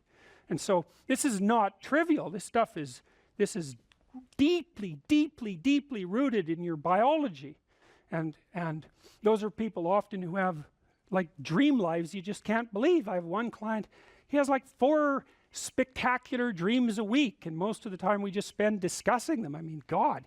And I had another client who could be lucid in her dreams, which is more common among women. She could ask the damn characters what they represented, and they would tell her. It was like, okay, that was pretty weird. And like a lot of the things they told her were really helpful, and they were not things that she wanted to hear. She basically, one of them told her if she was going to live, she'd have to go visit a slaughterhouse. And the reason for that was because she was raised as a little princess and protected from horrible Mother Nature until she hit puberty, in which time she turned into an evil villain, because that's how the family worked. Perfect child, evil teenager, overnight. And then, well, that was hard on her, and she wasn't prepared because she thought the world was princess world, and, you know, she couldn't go through a butcher store without having a fit. And no wonder, you know, like really, Jesus, you know, it's no wonder, but you do it. But she couldn't, so we used to go to butcher stores, and that would make her cry, and that she was a vegetarian, that would make her cry, and, you know, bemoan the cruelty of the world. And it's like, yeah, fair enough, man, those are bloody slabs of meat. It's like, I don't know why everyone isn't screaming when they walk through the butcher store, but you got to get used to it, man, because you can't live in the world otherwise. And so the dream character, who was a gypsy, told her that she had to go visit a slaughterhouse, which seemed rather impractical. And so I asked her if she could think of anything else to do, and she thought, well, why don't we go visit a funeral home and watch an embalming? And I thought, oh, good. That sounds like a fun way to spend a day. And so I phoned up a funeral parlor, and I said I had a client who was terrified of death. Yeah, and I was a therapist who was also a little shaky on the concept myself. And so they had no problem with that. They deal with death all the time, which is really something to think about, right? A human being can actually have an occupation where they do nothing but deal with death, and they don't go stark raving mad. It's like, what the hell's up with that? It's like working in a palliative care ward where your clients that you know have a relationship, all they're going to do is die this week, next week, the week after. People do that. It's like, those people are tough, man. They're tough. So anyways, we went and watched this embalming, which was, I have a rather high level of disgust sensitivity, so it was a little on the rough side for me. But she sat there, and first while she was not, we were outside this little room, she was not looking at that, man, no way. Then she'd kind of go like this, and you know, that was pretty good. And then she'd go like this, and then she'd go like this, and then she watched it. And then she asked if she could go in, and she put on a glove and she touched the body, and she didn't have a fit, she didn't have a panic attack, and so she walked away from there learning that there was a hell of a lot more to her than she thought there was, and that she could see things that she didn't think she could see and live. And after that, she sort of had a touchstone. It's like, well, I'm kind of afraid of this. Well, is it as bad as going to see the embalming? No, it's not that bad. Well, I guess I can do it. It's like an initiation, right? She had an initiation. And so did I, you know, and I learned a lot from doing that. I learned that one of the things you need to do if you're going to be a human being is to prepare yourself to be useful in the face of death. And so when you have a parent that dies, which, you know, shatters people's ideas often, they can't even think about it. If you can't even think about that, man, you've got some thinking to do, because you need to be able to at least think about that, because otherwise you're just going to be a wasteland when it happens. And you never know, you could even have a higher ambition. Maybe you could even be useful when it happens, instead of being part of the heap of destroyed people who also have to be taken care of. You know, and that's brutal. You have to be brutal to be useful in the aftermath of your parents' death. You know, you don't get to crumble and fall apart, and no, you have every reason to. So you got to be kind of some tough monster to manage that. But do you want to be useful in the face of tragedy, or do you want to be pathetic? In order to have any positive meaning in your life, you have to have identified a goal, and you have to be working towards it. And there is a technical reason for that. And the technical reason, as far as I can tell, is that the circuitry that produces the kind of positive emotion that people really like is only activated when you notice that when you're proceeding towards a goal that you value. And so that means that if you don't have a goal that you value, you can't have any positive emotion. So technically that's the incentive reward system, and the underlying circuitry is dopaminergic, and when that circuitry is activated, then it's part of the exploratory circuit. It gives you the sense of being actively engaged in something worthwhile. You tend to think of positive emotion as something produced by reward. But there's two kinds of positive emotion. One is the reward that's associated with satiation, and that's consummatory reward, and that's the reward you get when you're hungry and you eat. But the thing about eating when you're hungry is that it destroys the framework within which you were operating, right? It's time to eat. Well, you eat, and then that framework's no longer relevant, so the consummatory reward eliminates the value framework, and then you're stuck with, well, what are you going to do next? And so the consummatory reward has with it its own problems, but the incentive reward is constantly what keeps you moving forward. And incentive reward, because it's dopaminergic, also is analgesic, literally analgesic. So if you're in pain, you take opiates, and that will cut the pain, but so will psychomotor stimulants like cocaine or amphetamines. And so it's literally the case that if you're engaged in something that's engaging and you're working towards a goal, that you're going to feel less pain. And you can see this happening with athletes who, you know, they'll break their thumb or something, or maybe sometimes even their ankle, and they'll keep playing the game. Of course, afterwards they're suffering like mad, but the fact that they're so filled with goal-directed enthusiasm means that, well, the pain systems are in some sense shut off. So that's an interesting thing, because what it suggests, I mean, then you could imagine, I might say, well, how happy are you that you've made a certain amount of progress? And if you think about it, what you'd say is, well, it depends on how much progress and in relationship to what. So hypothetically, you're going to be happier if you've made quite a bit of progress towards a really important goal. And then you have to think through what it means for a goal to be really important, because that's not obvious. Now, you could say, you're in this class and you're listening to some information, and maybe there's two reasons for that. You might find the information interesting per se, but let's forget about that for a minute. You need to listen to the information so that you can do well on the assignments, so that you can do well in the class. You need to do well in your classes so that you can finish up your degree. You need to finish up your degree so that you can find your place in the world. You need to do that so that you're financially stable and maybe you can start a family and have a life, and that's all part of being a good person, something like that. And so that's a hierarchy of goals, and you might say that being a good person would be the thing, however vaguely thought through, that's at the top of that hierarchy. And then when you're doing things that serve that ultimate purpose, then you're going to find those more meaningful, and that meaning is actually produced as a consequence of the engagement of this exploratory circuit that's nested right down in your hypothalamus. It's really, really old. It's as old as thirst, and it's as old as hunger. It's really an old system. And so you want to have that thing activated.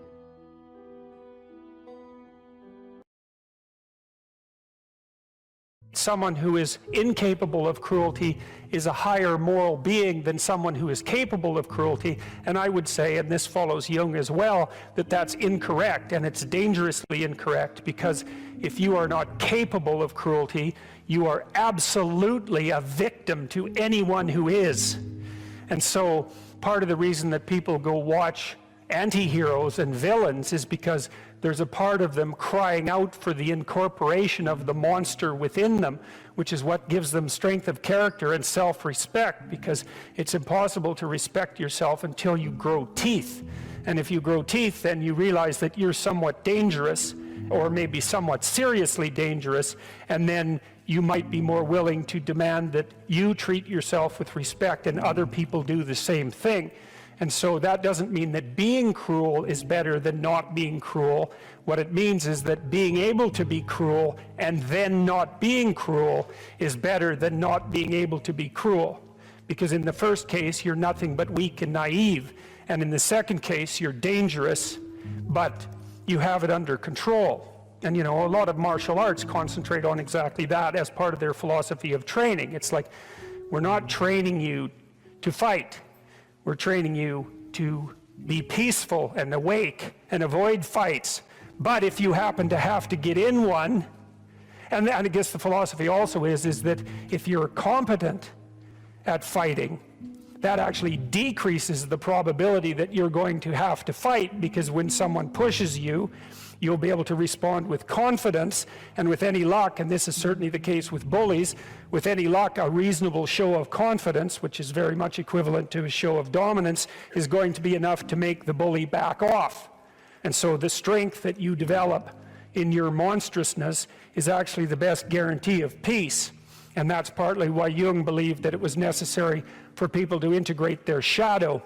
And he said that was a terrible thing for people to attempt, because the human shadow, which is all those things about yourself that you don't want to realize, reaches all the way to hell. And what he meant by that was, it's through an analysis of your own shadow that you can come to understand why other people are capable, and you as well, of the sorts of terrible atrocities that characterized, let's say, the 20th century. And without that understanding, there's no possibility of bringing it under control. When you study Nazi Germany, for example, or you study the Soviet Union, particularly under Stalin, and you're asking yourself, well, what are these perpetrators like? Forget about the victims, let's talk about the perpetrators. The answer is, they're just like you. And if you don't know that, that just means that you don't know anything about people, including yourself. And then it also means that you have to discover why they're just like you. And believe me, that's no picnic. So that's enough to traumatize people, and that's partly why they don't do it. And it's also partly why the path to enlightenment and wisdom is seldom trod upon, because if it was all a matter of following your bliss and doing what made you happy, then everyone in the world would be a paragon of wisdom. But it's not that at all. It's a matter of facing the thing you least want to face.